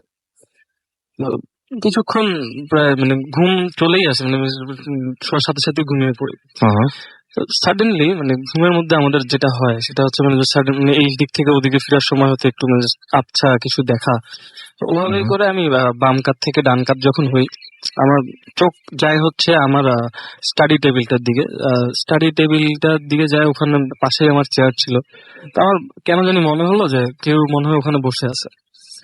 আমি ফিরে তাকাই, ওখানে ফিরে তাকানোর পরে যেটা দেখি সেটা হচ্ছে না, ওখানে কেউ নাই। আমি পুরোপুরি ডান কাত হয়ে যখন শুই, আমি দেখে আমি আর নাড়াচাড়া করতে পারি না। অবস্থাটা হচ্ছে এরকম যে আমি যেখানে শুয়ে আছি, আমি ফ্লোরে ম্যাট্রেস বিছানো, আমি শুয়ে আছি, তার প্রায় আমার ম্যাট্রেস থেকে 1 হাত দূরে এটা জিন বললে ঠিক হবে অথবা অন্য কিছু, আমি এক্স্যাক্টলি জানি না কি হবে। তো ওই জিনিসটা হচ্ছে মানে আমরা নামাজ, মুসলিম যারা আছি নামাজ পড়া থেকে আমরা সেজদা দিয়ে যখন উঠি, যখন বসি, যেটা তো ওভাবেই বসে আছে, পুরা কালো একটা শেপ, আচ্ছা আমি চেহারাটা দেখতে পাচ্ছি। আচ্ছা চেহারাটা যদি ইমাজিন করার থাকে তাহলে ইমাজিন করতে হবে এভাবে যে আমরা সাধারণ একটা মানুষ যদি মানে চামড়া, মুখের চামড়াটা ছিঁড়ে নেওয়া হয়, and সেই চামড়ার ভিতরের যে মাংসটা সেটা যদি পচন ধরে, সেরকম চেহারা সে বসে আছে। তো আমি ওনাকে দেখার পরে আমি আর নড়তে পারতেছি না, আমার পুরো শরীর আমার ভার হয়ে গেছে, আমি বুঝতেই পারতেছি। তো উনি আমাকে সালাম দিলেন। সালাম দেওয়ার পরে উনি জিনিসটা হচ্ছে এমন একটা অবস্থা, উনি আমাকে কিছু ঘটনা বলতেছেন, আমি সেটা শুনতেছি। ফার্স্টে বললেন মানে জিনিসটা বলছেন, আমি যেটা দেখা শুরু করতেছি, আমি আমাকেই দেখতেছি এইভাবে। আচ্ছা তো আমি দেখি দ্যাট হচ্ছে আমি আমার বাসায় হচ্ছে মানে ছোট একটা মানে এটা আমার এক্স্যাক্টলি মনে নেই, অনেক আগের ঘটনা হচ্ছে, বিড়াল অথবা একটা খরগোশ বাচ্চা আমি নিয়ে আসি।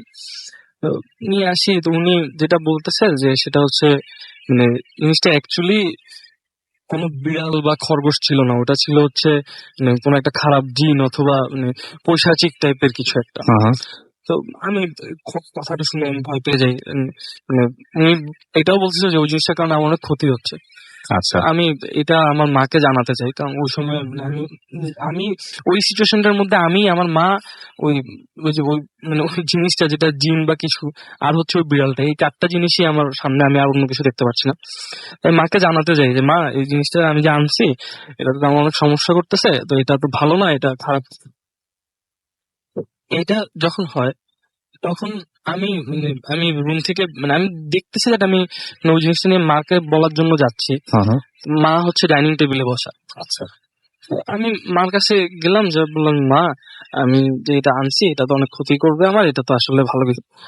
সাডেনলি ওই জিনিসটা আমার মুখের দিকে তাকায় একটা স্মাইল দিয়ে বলতেছে যে তুই কি ভাবছিস আমি তোর মা? আমার এবং এটা আপনার চোখের সামনে ঘটলো, right? চোখের সামনে। এবং কিভাবে দেখছেন জিনিসটা একটু কমপ্লিকেটেড, তো জিনিসটা একটু যদি বুঝিয়ে বলতেন যে আপনার সামনেই দেখছেন আপনি আবার তার সাথে একটা কনভারসেশন, রাইট?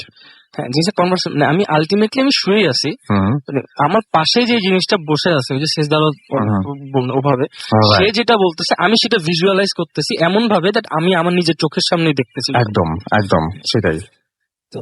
তারপরে সাডেনলি আমার চোখ যায় হচ্ছে মানে আমার বাসার ইয়েটা হচ্ছে যে ডাইনিং টেবিল থেকে তাকালে আমার হাতের বাম দিকে হচ্ছে আমার মা বাবার রুম। আমি দেখি যে সেখানে আমার মা বসে আছে। আমি যাওয়ার চেষ্টা করে আমি দেখি যে আমি মার কাছে কোনোভাবে পৌঁছাতে পারতেছি না। একটা মোমেন্টে আমি মানে খুব ইয়ে করে দেখি আমি উঠে গেছি, আমি যেই বিছানায় শোয়া ছিলাম সেখান থেকে উঠে গেছি। উঠে গিয়ে আমি রুমের দরজা খুললাম, খুলে মানে আমি একটু স্বস্তি পেয়ে আমি দেখি যে আমার মা আসছে। আমি সেই ভয়ের অবস্থায় মাকে বলে যে মানে আমি বলতে যাবো যে মা, তখনই আমি দেখি যে মানে সবকিছু আমার মা, চেহারাটা হচ্ছে সেই বিড়ালটা বা সেই প্রাণীটার যেটা আমি বাসায় নিয়ে আসছিলাম। তো এটা যখন দেখি তখন অলমোস্ট আমি প্রচুর ঘামাচ্ছিলাম, আমি ফিল করতেছি আমার ঘামগুলো যে আমার কপাল দিয়ে বেয়ে যে পড়তেছে। জিনিসটা হচ্ছে এমন যে হয়তো যদি আমি স্বপ্ন দেখতাম, আমাদের এমন হয় যে আমরা স্বপ্নের মধ্যে আমরা ফিল করতে পারি না যে আমাদের বডিতে কি হচ্ছে। তো আমি ফিল করতেছিলাম যে আমার ঘামগুলো বেয়ে পড়তেছে, আমি আর থাকতে না পেরে প্রায় ধস্তাধস্তির মতো একটা অবস্থা। তো ওই সময়টা আমার বাম পায়ে লাথি গিয়ে পড়ে হচ্ছে আমার বুক সেলফে, যেটা আমার বিছানার বাম দিকে ছিল। তো সেই অনেক জোরে লাথি লাগা গেল, সেটা এসে আমার গায়ের উপরে পড়ে। আমি লাফ দিয়ে উঠে গিয়ে আমি ওর রুমের লাইট জ্বালাই, রুম থেকে বের হয়ে আমি আমার ভাইয়ের রুমে চলে যাই। এইটা ঘটনাটা অ্যাকচুয়ালি শেষ না, এখান থেকে হচ্ছে ঘটনাটা শুরু অ্যাকচুয়ালি। তো এই ঘটনার প্রায় সপ্তাহখানেক পরে আমাদের ফ্যামিলির পরিচিত একজন হুজুর, মাকে বলি মানে 2-3 দিন কাউকে বলি না, ওই সময়গুলোতে এমন অবস্থা ছিল যে আমি চোখ বন্ধ করলে ওই চেহারাটা আমার সামনে দেখতে পাচ্ছিলাম। 5-6 দিন পরে মাকে বলি যে মা, এরকম ঘটনা তো ছিল ওই দিন, সেজন্য আমি তো শুচ্ছি না ওই রুমে। তো মা হচ্ছে আমাদের ফ্যামিলির পরিচিত একজন হুজুরের সাথে কথাবার্তা বলেন, উনি আমাদের বাসায় আসেন। উনি ওনাকে ঘটনাগুলো আগে বলার কারণে উনি আমার জন্য একটা তাবিজ নিয়ে আসেন, যেটা উনি প্রথমে উনি বলে ফেলেন যে তুমি এটা ডান হাতে বাজুতে পড়বা। আচ্ছা, এই ঘটনার এই কথাটার পরে মা বলেন যে হুজুর আপনি একটু কষ্ট করে রুমটাতে একটু যদি দেখে আসতেন তাহলে ভালো হতো। ও হুজুর উঠে আমার রুমটার 4টা কোণায় 4 বার ঘুরে আসেন। ঘুরে আসার পর সাডেনলি আমাকে বলেন যে, আচ্ছা বাবা, তোমার জন্য ওই যে তাবিজটা আনছিলাম ওটা তুমি হাতে না পরে গলায় পরবা। আচ্ছা, আমি হুজুরকে জিজ্ঞেস করছি, হুজুর কি কিছু নর্মালি নিয়মটা হচ্ছে যে ওনারা এগুলো মানে ডিসক্লোজ করেন না, তো ওটা ওভাবেই চলতে থাকে, তারপর প্রায় 5-6 মাস চলে যায়। তো তো ওর মধ্যে আমি কিছু ফিল করি না, বাট তার মধ্যে কিছু ঘটনা হয়, সেটা হচ্ছে আমি আমার কিছু ফ্রেন্ডদের সাথে মিশি এন্ড এমন কিছু জিনিসে জড়া যায় যেগুলো অ্যাকচুয়ালি ঠিক না। আমাদের জেনারেশন এই জিনিসগুলোকে কেউ হয়তো কুলনেস মনে করলে এই জিনিসটা কুল না অ্যাকচুয়ালি। ওইরকম কিছু জিনিসের সাথে আমি জড়াই, আমার ফ্যামিলিতে কিছু প্রবলেম হয়। সবচেয়ে বড় কথাটা হচ্ছে দেখ, ওইসব সিচুয়েশন থেকে আমার মা মানে উনি মেইনলি আমাকে জিনিসগুলো রিয়েলাইজ করান দেন, মানে তখন আমি গিল্টটা আসে যে টেকসই আমি ওইসব জায়গা থেকে ফেরত আসি। এইটা হচ্ছে ঘটনাটা এমন দ্যাট এই সিচুয়েশনটা আমি আমার অন্য একজনকে যখন শেয়ার করতেছিলাম, মানে সাডেনলি কথার প্রেক্ষিতে আমি ঘটনাটা বলে যে ঘটনার সাথে ওদিন রাত্রেবেলা হয় ভূতের, আমি এই ঘটনাটা বলতে সাডেনলি আমার মাথায় জিনিসটা ক্লিক করে। আচ্ছা, তাহলে ওই যে জিনিসটা আমার পাশে ছিল, যে বলতেছিল যে তুমি এরকম কিছু নিয়ে আসছো যেটা অ্যাকচুয়ালি ঠিক হচ্ছে না, মানে খারাপ কিছু, তাহলে ওটা কি আমার জন্য মানে একটা সাবধান বাণী ছিল এরকম টাইপ কিছু? আর যদি মানে ভালো কিছুর জন্য নিষেধ করার কথা, তাহলে কেন আমি এরকম খারাপ চেহারা দেখলাম যেটা দেখে আমি এত বেশি ভয় পেয়ে যাই? এটাই। তারপর আর তেমন কোনো ঘটনা হয়নি আপাতত। এইটাই ঘটনা।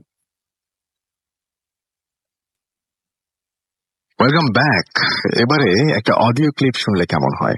আমার মনে হয় ভালোই হয়, এবং এই অডিও ক্লিপটি অবশ্যই নতুন। আমরা পুরনো ঘটনার মাঝে মাঝে যে অডিও ক্লিপগুলো প্লে করছি সেগুলো আবার নতুন, কিছুটা পুরনো মেইলও আমরা আবার আপনাদেরকে শোনাচ্ছি। তো সবকিছু মিলিয়ে আশা করছি আজকের ঘটনাটি যারা একদম পিওর ভয় চান, আজকের এই এপিসোডটি পুরোপুরি তাদের জন্য। যে আপনি যে পিওর ভয় চান সেটার জন্যই আপনাকে এপিসোডটি উপহার দেওয়া হলো ভূত FM-এর পক্ষ থেকে। আমি জানি অনেকে এটা নিয়ে সমালোচনা করবেন, কেন কমেন্ট বলা হলো।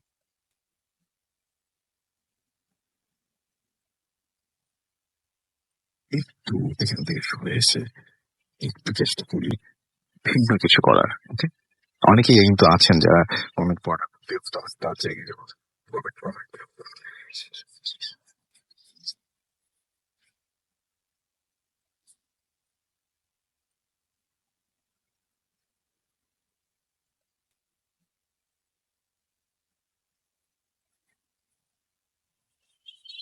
আসসালামু আলাইকুম রাসেল ভাই, আমি রাসেল বলছি। 2012 সালে আমি আপনাকে প্রথম একটি ঘটনা পাঠিয়েছিলাম চট্টগ্রামের। এর মাঝে অনেকটা সময় অতিবাহিত হয়ে যাওয়াতে আমি আর ঘটনা পাঠাতে পারিনি। আমি আমার দ্বিতীয় ঘটনাটি আজকে আবার পাঠাচ্ছি আপনাদের কাছে। আশা করি লিসেনাররা আমার ঘটনাটি পছন্দ করবেন।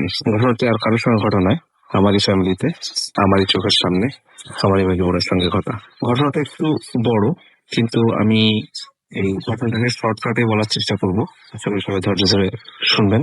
আমি তখন HSC পরীক্ষার্থী। আমি ঢাকার কাজীপাড়ার কোন একটা বাড়িতে থাকি। আমরা থাকতাম ছাত্রাবাসে। আমাদের বাড়ির পাশ থেকেই একটা ফাঁকা জায়গা ছিল, একটা পুকুর ছিল, এবং বাড়ির বিল্ডিং এর কাছে লম্বা লম্বা কিছু দেবদারু গাছ ছিল। ঘটনাটি ঘটে যখন দেবদারু গাছগুলো কেটে ফেলা হয়। তারপর থেকে হঠাৎ করে আমার বোন খুব অস্বাভাবিক আচরণ করা শুরু করে। চুপচাপ বসে বসে হাঁটুর মধ্যে মাথা গুঁজে দুলে দুলে কান্না করা, হাসি করা এবং খুব অস্বাভাবিক আচরণ করা। এই ঘটনাগুলোর সঙ্গে আমরা আগে অভ্যস্ত ছিলাম। বিপত্তি ঘটে তখন যখন আমার পরীক্ষা খুব সন্নিকটে। আমি রাত 12টা-1টা করে যখন পড়তাম, তখন ঠিক আমার পেছনে ছিল বারান্দা। আমি ড্রয়িং রুমে পড়তাম, বারান্দায় ছিল থাই গ্লাস। তখনই এসে জানলায় থাই গ্লাসে কেউ টোকা দিত, 1বার, 2বার, 3বার, বারবার। আর টোকাগুলোর স্টাইল ছিল লাইক আঙুলটা উঁচু করে যখন আমরা জানালার মধ্যে টোকা দিই, ঠিক সেরকমই টোকা, কিন্তু টোকাগুলোর কিছু সংকেত ছিল, যেমন 3টা, 4টা। আর টোকাগুলো শুরু হচ্ছে চিৎকার দিতে এবং বারবার চলছে ততক্ষণ পর্যন্ত আমরা রেসপন্স করি। আমি এই টোকাগুলোর সঙ্গে তখন অভ্যস্ত ছিলাম না, বিধায় আমি খুব ভয় পেয়ে যাই। এবং প্রথমে ভয় পাই না, প্রথমে আমি একটু উৎসটা খোঁজা শুরু করি কোথেকে আসছে। আর একবার বলে নিই, আমি থাকতাম আমার বোন দুলাভাইয়ের সঙ্গে, তাদের বাড়ি থেকে লেখাপড়া করতাম। তো আমার দুলাভাই ওদিন কোনো কারণে বাড়িতে ছিল না। তো আমি টোকার উৎসগুলো খুঁজে না পেয়ে আমি গিয়ে চেক করি, আমার বোন দেখে দরজা বন্ধ, বাচ্চাটাকে নিয়ে ঘুমাচ্ছে। তো আমি আর ওই দিন রাত্রে বেশিক্ষণ পড়াশোনা না করে আমি গিয়ে শুয়ে পড়ি। ঠিক পরদিনও সেম টোকা পড়া শুরু হয়। ওই দিন আর দুলাভাই ছিল। আমি ওই টোকার আওয়াজ শুনে আমি আস্তে করে গিয়ে আবার শুয়ে পড়ি। আমি ওই দিন বেশি রাত পর্যন্ত পড়ি না। তার 5 থেকে 10 মিনিট পর আমার দুলাভাই উঠে আসে। উঠে এসে আমাকে ডাকে, বাসায় বোধহয় চোর এসছে, বারান্দার দরজায় টোকা দিচ্ছে। আমাদের দুজনের মাথায় তখন ছিল না যে আমরা থেকে 4 তলার উপর, এইখানে চোর আসা মোটেই সম্ভব না। কারণ আমাদের আশেপাশে বিল্ডিং নেই বললেই চলে। একটা বিল্ডিং আছে, তার সঙ্গে আমাদের বাড়ির দূরত্ব ছিল মোট 4 থেকে 5 ফুট। আর সেখানে কোনো কানেকশন ছিল না, সুতরাং ওইখান থেকে আসা একটু অসম্ভবই। আমার দুলাভাই বলে যে আমি ড্রয়িং রুম থেকে জানলা দিয়ে বাইরে তাকাচ্ছি, তুমি বারান্দায় গিয়ে জাস্ট দরজাটা খুলে দেখো কি আছে। তো যে কিছু সেই কাজ, দুজনে দুটো লাঠি নিয়ে আমি চলে গেলাম বেডরুমের ভেতর থেকে বারান্দায়। ওই বারান্দা থেকে আবার ওই ড্রয়িং রুমে আমি যেখানে বসে পড়তাম সেখান থেকে দেখা যেত। আমার বোন বারবার মানা করছিল যে বারান্দার দরজাটা খোলার দরকার নেই, কিন্তু আমি তখন ওর চেহারা এবং ওর গলার ভয়েস আমি দুটো দিকেই কর্ণপাত না করে আমি দরজাটা জাস্ট খুলে বারান্দায় গিয়ে একটা চক্কর দিয়ে এসে দেখি যে আসলে বারান্দায় কিছু নেই। আর বারান্দাটার বর্ণনা একটু দিই। বারান্দাটা ছিল ড্রয়িং রুম ঠিক যতটা বড়, মাথা পর্যন্ত, পাশ থেকে আরো প্রায় 2.5 ফুট 3 ফুট এই রুমের দরজা, এই রুম থেকে যে দরজাটা গিয়েছে। আর প্রশস্ত ছিল 3 ফুট। সো এই পর্যন্ত আমি প্রদক্ষিণ করে আস্তে আস্তে যতটা সময় হয়ে গেছে, এসে দেখি আমার বোন সে স্বাভাবিক পরিস্থিতিতে নেই। যে পরিস্থিতি ছিল দেখে আমি নিজেই অবাক হয়ে যাই। আমার বোন ফ্লোর থেকে কমসে কম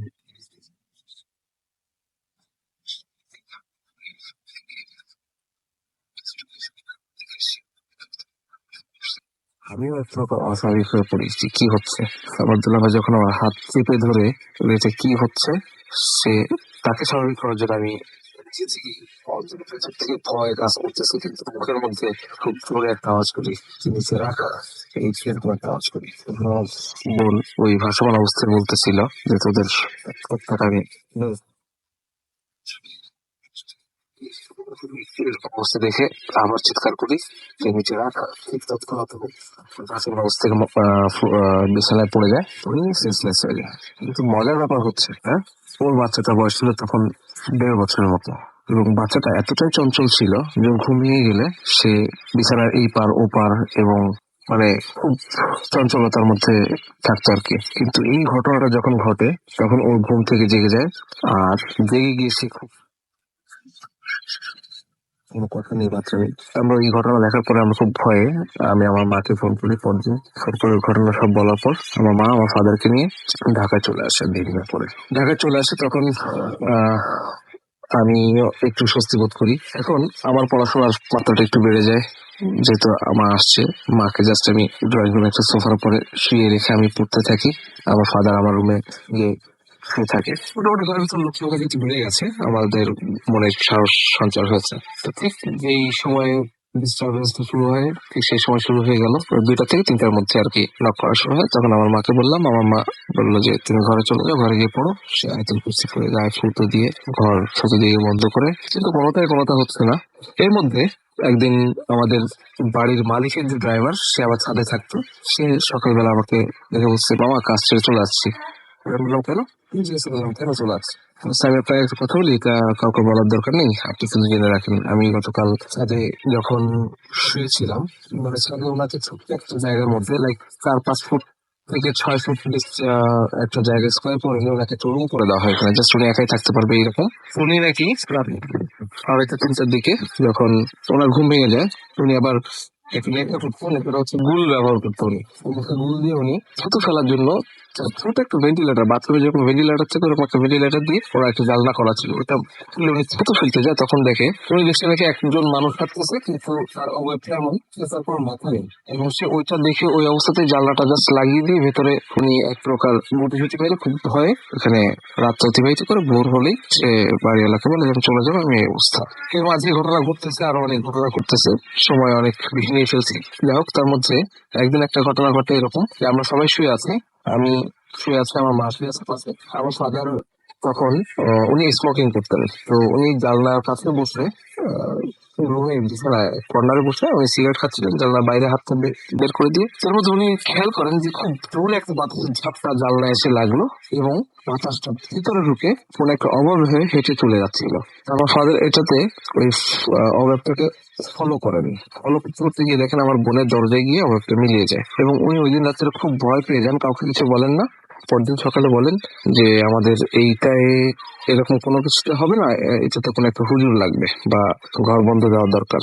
আবার ঠিক যেদিন আব্বাই ঘটনা বলছে তারপরের ওই দিনেই সন্ধ্যায় যখন আমার দুলাভাই বাড়িতে আসেন, উঠে বছর বাড়ি আমার তিনটা ওনার বাচ্চাটাকে ঘরে বসে খাওয়াচ্ছিলেন রাত 8টার দিকে। উনি যখন সিঁড়ির এক পাশ থেকে অন্য মানে এক পাশে পারবে আরেকটা সিঁড়িতে চলে, তখন বাচ্চাটাকে দেখে উনি কি খবর বাবু কেমন আছে এরকম ইয়ে করে, তখন বাচ্চাটা খুব ভয় পেয়ে যায় এবং এই ভয় পাওয়াতে বাচ্চাটাকে প্রচুর জ্বর চলে আসে। তারা একটা হুজুর দেখে, হুজুরটা সাম বংশাল থেকে কোথা থেকে আসেন হুজুরটা, সেই হুজুরটা আসাতে যখন বাচ্চার জ্বর হচ্ছে ওই ড্রাইভার উপরে এটা দেখলো। আমিও হুজুরকে বললাম যাতে আমার বাসায় একটু আসবেন, আমার বোনের কিছু প্রবলেম হচ্ছে। হুজুর গেল, এখানে একটা ইনসিডেন্ট ঘটে। হুজুর যাওয়ার পরে আমার বলে যে একটা সলার ঝাড়ু লাগবে, মানে যেটা নারকেলের পাতা থেকে যে ঝাড়ুটা হয়, সলার ঝাড়ু লাগবে আর একটা ফ্যান লাগবে, কালো সুতা যেটাকে বলে আমরা। আমি যে কথা সেই কাজ ব্যবস্থা করে দিলাম। হুজুর আমাকে বললো যে আপনি ঘরে আসবেন, আমার হাজবেন্ডকে পাঠান। আমি বললাম দেখেন আমার হাজবেন্ড আমাকেই দেখেন, কারণ আমি যতটা ইয়ে করতে পারবো উনি ততটা আপনি সহযোগিতা করতে পারবে না। বলছে না, এখানে হাজবেন্ডকেই লাগবে। ঠিক আছে, হাজবেন্ডকে নেন। আমাকে আর রুমে ঢুকতে দিবেন না, আমি ড্রয়িং রুমে বসেছিলাম সামনে, কারণ আমি জানি কিছু একটা ঘটবে। তো হুজুর যখন ওর গায়ে সুরা পরে পরে ফু দিচ্ছিল আর দুলাভাইকে বলছিল যে আপনি ঝাড়ু দিয়ে গায়ে বুলাই দিবেন আগা মাথা পর্যন্ত, পা থেকে মাথা পর্যন্ত, মাথা থেকে পা পর্যন্ত বুলাই ফেলবেন। আর হুজুর ফু দিয়ে তাকে গিরা দিচ্ছে। ঠিক এই মুহূর্তে আমার বোন বাহুবলীর মতো উঠে হুজুরকে কলারটা ধরে হাত দিয়ে উঁচু করে আলমারি মাথায় উঠে ফেলবে। তারপরে হুজুরকে কোনো মতে সাড়ায় ছুঁড়ে এখান থেকে পালায় যে বাড়িওয়ালা ঘরে গিয়ে ঢুকলো, গিয়ে এবার বাড়িওয়ালাকে সব বলে দিলাম প্রবলেম ওনার মধ্যে, এর থেকে প্রবলেম হচ্ছে। আমি আবার গেলাম হুজুরকে বললাম যে কি অবস্থা। হুজুর বলছে যে আমি আজকে কিছু করতে পারবো না, কারণ আমার সঙ্গে আজকে আমার প্রয়োজনীয় জিনিসপত্র নেই, তবে আমি একটা তাবিজ পাঠিয়ে দিব আপনাকে। পরবর্তী উনি সেই তাবিজ আর পাঠায়নি। প্রবলেম আরো প্রকোপ হতে শুরু করলো, আশেপাশে খুব ভয়ে তটস্থ থাকতো। মোটামুটি ধরে নিল যে আমাদের দিনে তাদের প্রবলেম হচ্ছে। সো আমি বাড়িওয়ালাকে নোটিশ দিয়ে দিলাম যে আমরা চলে যাবো। বাড়িওয়ালা খুব খুশি। পরে আমি প্রবলেম সলভ করলাম। আমি ওকে খুলনায় কোনো এক ভালো কামেলের কাছে নিয়ে উনি প্রবলেম সলভ করে দিল। প্রবলেমটা অ্যাকচুয়ালি আমার বোনের যেটা ছিল ছোটবেলা থেকে, যখন অনেক ছোট 7 বছর বয়স তখন থেকে প্রবলেমটা সত্যি কথা। আমাদের বাড়ি অ্যাকচুয়ালি খুলনাতে, আমাদের বাড়ি ছিল টিভি বান্ডেল রোডে, সে বাড়িতে এখনো আছে। আমাদের বাড়ির পাশে ছিল এক হুজুরের বাড়ি, সেই হুজুরের ওয়াইফের সঙ্গে ছিল অনেকগুলা জিন, যতটুকু শুনেছি। আমাদের এখান থেকে নোয়াপাড়া পি সাহেব যখন আসছিলেন ওনার এই জিনগুলো ছাড়ানোর জন্য, তখন আমার বোন আমাকে কোলে করে নিয়ে ওই জিন ছাড়ানো দেখতে যাচ্ছিলেন। তারপর থেকেও এটা দ্বারা প্রভাবিত, অনেকদিন হসপিটালেও ছিল। আর মোটামুটি এখন আমার বোন ওটাই স্বাভাবিক, এইরকম কোনো সমস্যা নেই। রাসেল ভাই, আমার ঘটনা এতটুকুই, আশা করি আপনাদের ভালো লাগবে। ধন্যবাদ লিসেনার, ধন্যবাদ রাসেল ভাই, আসসালামু আলাইকুম। Mood FM, the night comes along.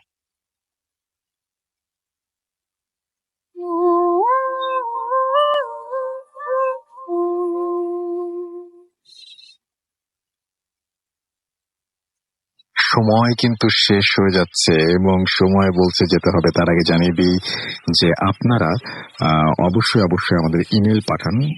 প্রতিদিন তো হচ্ছে স্পেশাল এপিসোড দিব না, তো ইমেল পাঠাতে হবে কোন ঠিকানায়? ইমেল পাঠাতে হবে এই ঠিকানায় যে ভূতেশমাদারবেশিডি.fm, এবং এইখানে আপনি আপনার নাম, ঠিকানা এবং ফোন নম্বর সহ আপনার জীবনে ঘটেছে ঘটনা লিখে পাঠিয়ে দেবেন। ঘটনার শুরুতে অবশ্যই উল্লেখ করবেন যে ঘটনাটি আপনি স্টুডিও থেকে শেয়ার করছেন নাকি আপনি চান আপনার ঘটনা আমরা পড়ে শোনাই। যারা দেশের বাইরে রয়েছেন তারা সরাসরি অডিও ক্লিপ পাঠিয়ে দিতে পারেন।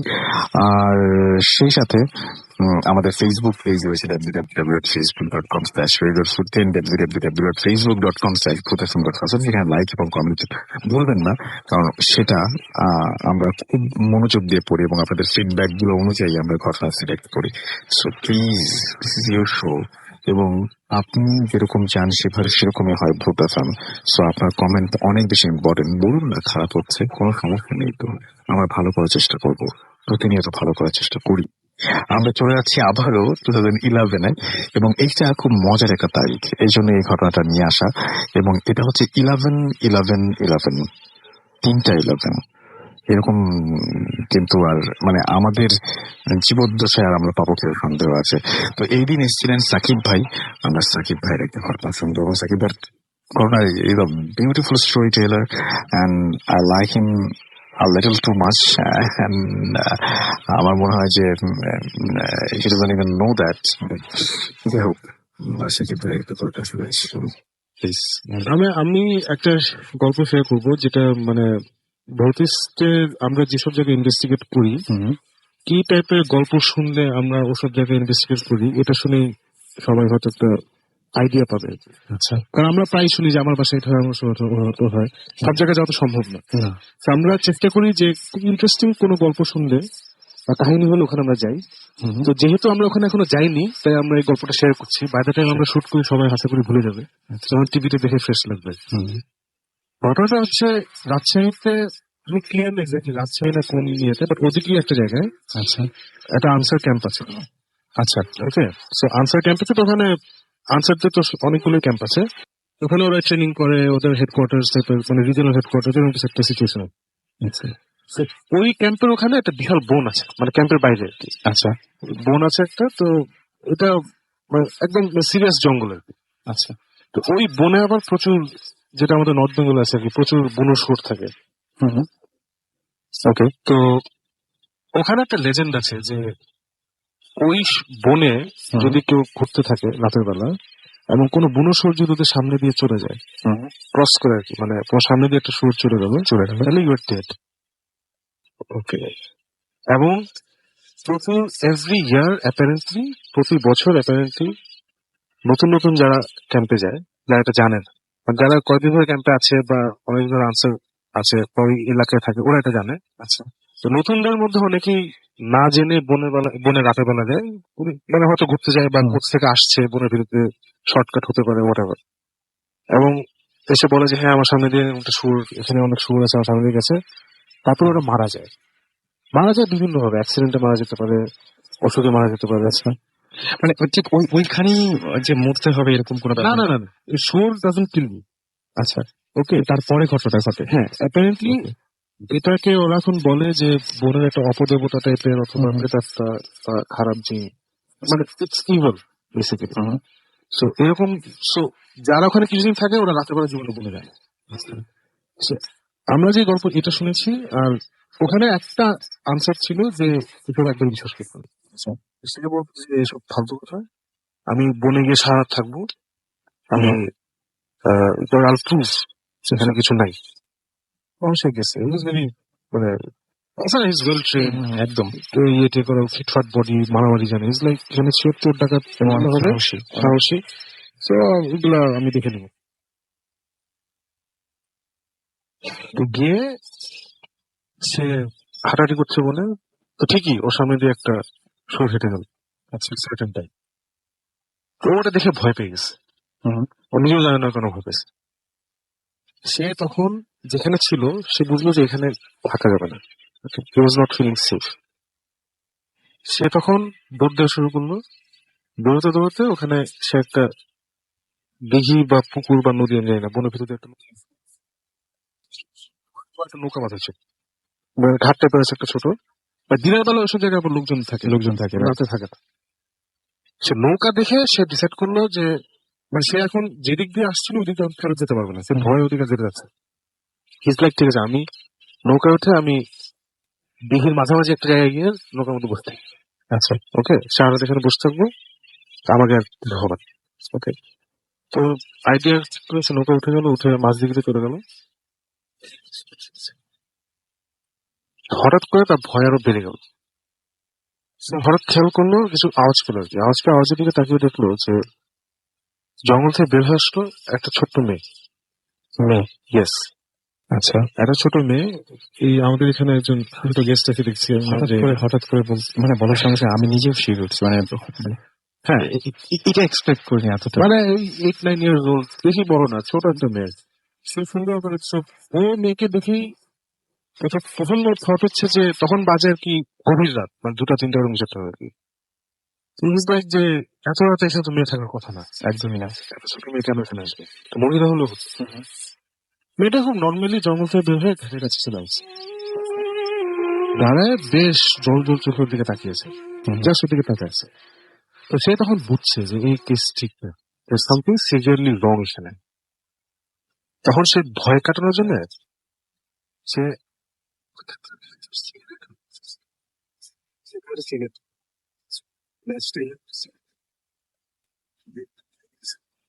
মেয়েটা তাকায় থাকতে বললো, সিগারেট কতক্ষণ খাবার, সিগারেট তো শেষ হবে। এটা মেয়েটা বলছে, হ্যাঁ আলো তো শেষ হবে, তখন আমি আসবো। ও মাই গড, মানে সে ওই আলো, এই এতটুকু আলো দেখে ফর সাম রিজন সে আলোটা নাও সামথিং লাইক তখন ঘাম তোলা শুরু করছে। ওর সাহসটা শেষ, আল্লাহ আল্লাহ করা শুরু করছে, দোয়া করা শুরু করছে। মেয়েটা হয়ে দাঁড়ায় আছে স্টিল, হ্যাঁ ও দাঁড়ায় আছে। তারপরে 1 ঘন্টা 2 ঘন্টা সে তার ফর্চুনেটলি একটা ফুল প্যাক অফ সিগারেট। সে যতক্ষণ রাত ছিল খালি আল্লাহকে ডাকছে আর একটা পর একটা সিগারেট ধরেছে। সিগারেট যখন শেষ হয়ে গেছে তখন সে ম্যাচ ধরেছে একটা পর একটা করে, মানে সারাক্ষণ একটা আলো রাখার চেষ্টা করছে। ফাইনালি আজাদ করছে, আচ্ছা মানে সুবে হতে গেছে। তখন মেয়েটা বললো ঠিক আছে আরেক। এরপরে এরপরে he came back, he survive. Oh my god, nobody knows why he survive. হ্যাঁ মানে খুব অদ্ভুত ব্যাপার যে সিগারেট না থাকলে ঘটনাটা হয়তো অন্যরকম ঘটতে পারত। মানে সিগারেটটা এখানে মেইন না, মেইন হচ্ছে যে ফর সাম রিজন ওর সামনে একটা আলো ছিল, আলোটা ছিল, জ্বলন্ত আমি ভুল আলো। বলেছি একদমই। কিন্তু ব্যাপারটা হচ্ছে কি যে আমিও এটা শুনেছি যে আলোটা মানে কি বলবো, যে আলো দেখলে নাকি এরা দূরে সরে যায় বা থাকে না কাছে, এরকম অনেক কিছু শুনেছি। আর সেই ঘটনাটাই ওখানে ঘটেছিল। ইয়েস, এবং এই ঘটনাটা আমার প্রচন্ড ইন্টারেস্টিং লেগেছে, মানে লাগা উচিত। এবং মানে এটা আমার কাছে মানে ভয়ঙ্কর লাগছে। এবং ওখানে কেউ রাতে যায় না, ওখানে কেউ রাতে যায় না, এবং আমরা যাবো ফিউচার। একটা কথা বলি যে ওইখানে যদি আমি থাকতাম আমার এতটা সাহস হতো না যে পকেট থেকে ম্যাচটা বের করে জ্বালানো। মানে এটা ও তো একটা ট্রেন্ড আছে, সেটাই, মানে তো ইউজ টু। এবং সে তাকে আমি একেবারেই নাম্বার দিব সবসময়, মানে পুরোটা নাম্বার দিব যে সে শেষ পর্যন্ত তার সাহসিকতাটা দেখিয়েছে। অ্যাবসলিউটলি। আমি বলে পারতাম না না, হ্যাঁ সেন্সলেস হয়ে যেতাম বা কিছু একটা হতো, বা বেঁচে ফিরতাম না হয়তো। ঈদ মুবারক, ঈদ মুবারক, ঈদ মুবারক। ভূত এফএম যখন শেষ, ঈদের 3 দিনও তখন শেষ। ভূত এফএমের একেবারে শেষে আমরা চলে এসেছি এবং এখন আপনাদের কাছ থেকে বিদায় নেওয়ার পালা। এবং আশা করছি যে আপনাদের সাথে স্বজনদের নিয়ে আপনারা যেভাবে সুন্দরভাবে ঈদ কাটিয়েছেন, ঠিক একইভাবে ভূত এফএম নিয়েও আমরা অনেক বেশি আনন্দ দিতে পেরেছি। এবং আমাদের যে ঘটনাগুলো, সেই ঘটনাগুলোর মাধ্যমে আপনারা বিভিন্ন সময় বিভিন্ন জায়গায় ট্রাভেল করতে পেরেছেন, বিভিন্ন সময় ট্রাভেল করতে, মানে টাইম মেশিনের মতো কাজ করেছে। বিভিন্ন সময়ে আপনারা গেছেন এবং অনেক স্মৃতি, অনেক কিছু ভূত এফএম নিয়ে। ভূত এফএম রিসেন্টলি 8 বছর পার করেছে এবং 8 বছরে অসংখ্য ঘটনা, এবং কেউ কেউ আবার এপিসোড গুনে রেখেছেন। তো যাই হোক, আমাদের আজকে এই ছিল ভূত এফএমের আয়োজন এবং কোরবানি ঈদের এই স্পেশাল এপিসোডে আপনাদের সবাইকে মানে এতক্ষণ পর্যন্ত আমাদের সাথে থাকার জন্য অনেক অনেক ধন্যবাদ। আর সেই সাথে আগামী এপিসোডে তো আবারও গেস্টরা আসবেন এবং আপনারাই আসবেন আপনাদের ঘটনা পাঠানোর মাধ্যমে। সেজন্য যেটা করতে হবে সেটা হচ্ছে আমাকে ঘটনা পাঠাতে হবে, আর ঘটনা পাঠানোর ইমেল অ্যাড্রেসটা হচ্ছে bhutfm@radio40.fm। আপনার নাম, ঠিকানা এবং ফোন নাম্বার সহ আপনার জীবনে ঘটে যাওয়া বা আপনার জানা সেরা ঘটনা লিখে পাঠিয়ে দিন আমাদের কাছে। ঘটনার শুরুতে অবশ্যই উল্লেখ করুন যে ঘটনাটি আপনি স্টুডিওতে এসে শেয়ার করতে চান, নাকি আপনি চান আপনার ঘটনা আমরা পড়ে শোনাই। যারা দেশের বাইরে রয়েছেন তারা সরাসরি অডিও ক্লিপ শেয়ার করতে পারেন আমাদের সাথে। আমাদের দুটো ফেসবুক পেজ রয়েছে, এই দুটো ফেসবুকে অবশ্যই এই দুটো ফেসবুকের সাথে আপনি কানেক্টেড থাকতে ভুলবেন না। একটা হচ্ছে www.facebook.com/radio50 এবং আরেকটি হচ্ছে www.facebook.com/bhutfm.russell। আজকের মতো এখানেই শেষ করছি, কথা হবে আবারও আগামী শুক্রবার। সেই পর্যন্ত সবাই ভালো থাকবেন, সুস্থ থাকবেন, নিরাপদে বাড়ি ফিরবেন এবং অনেক অনেক আনন্দ করবেন এই প্রত্যাশায়।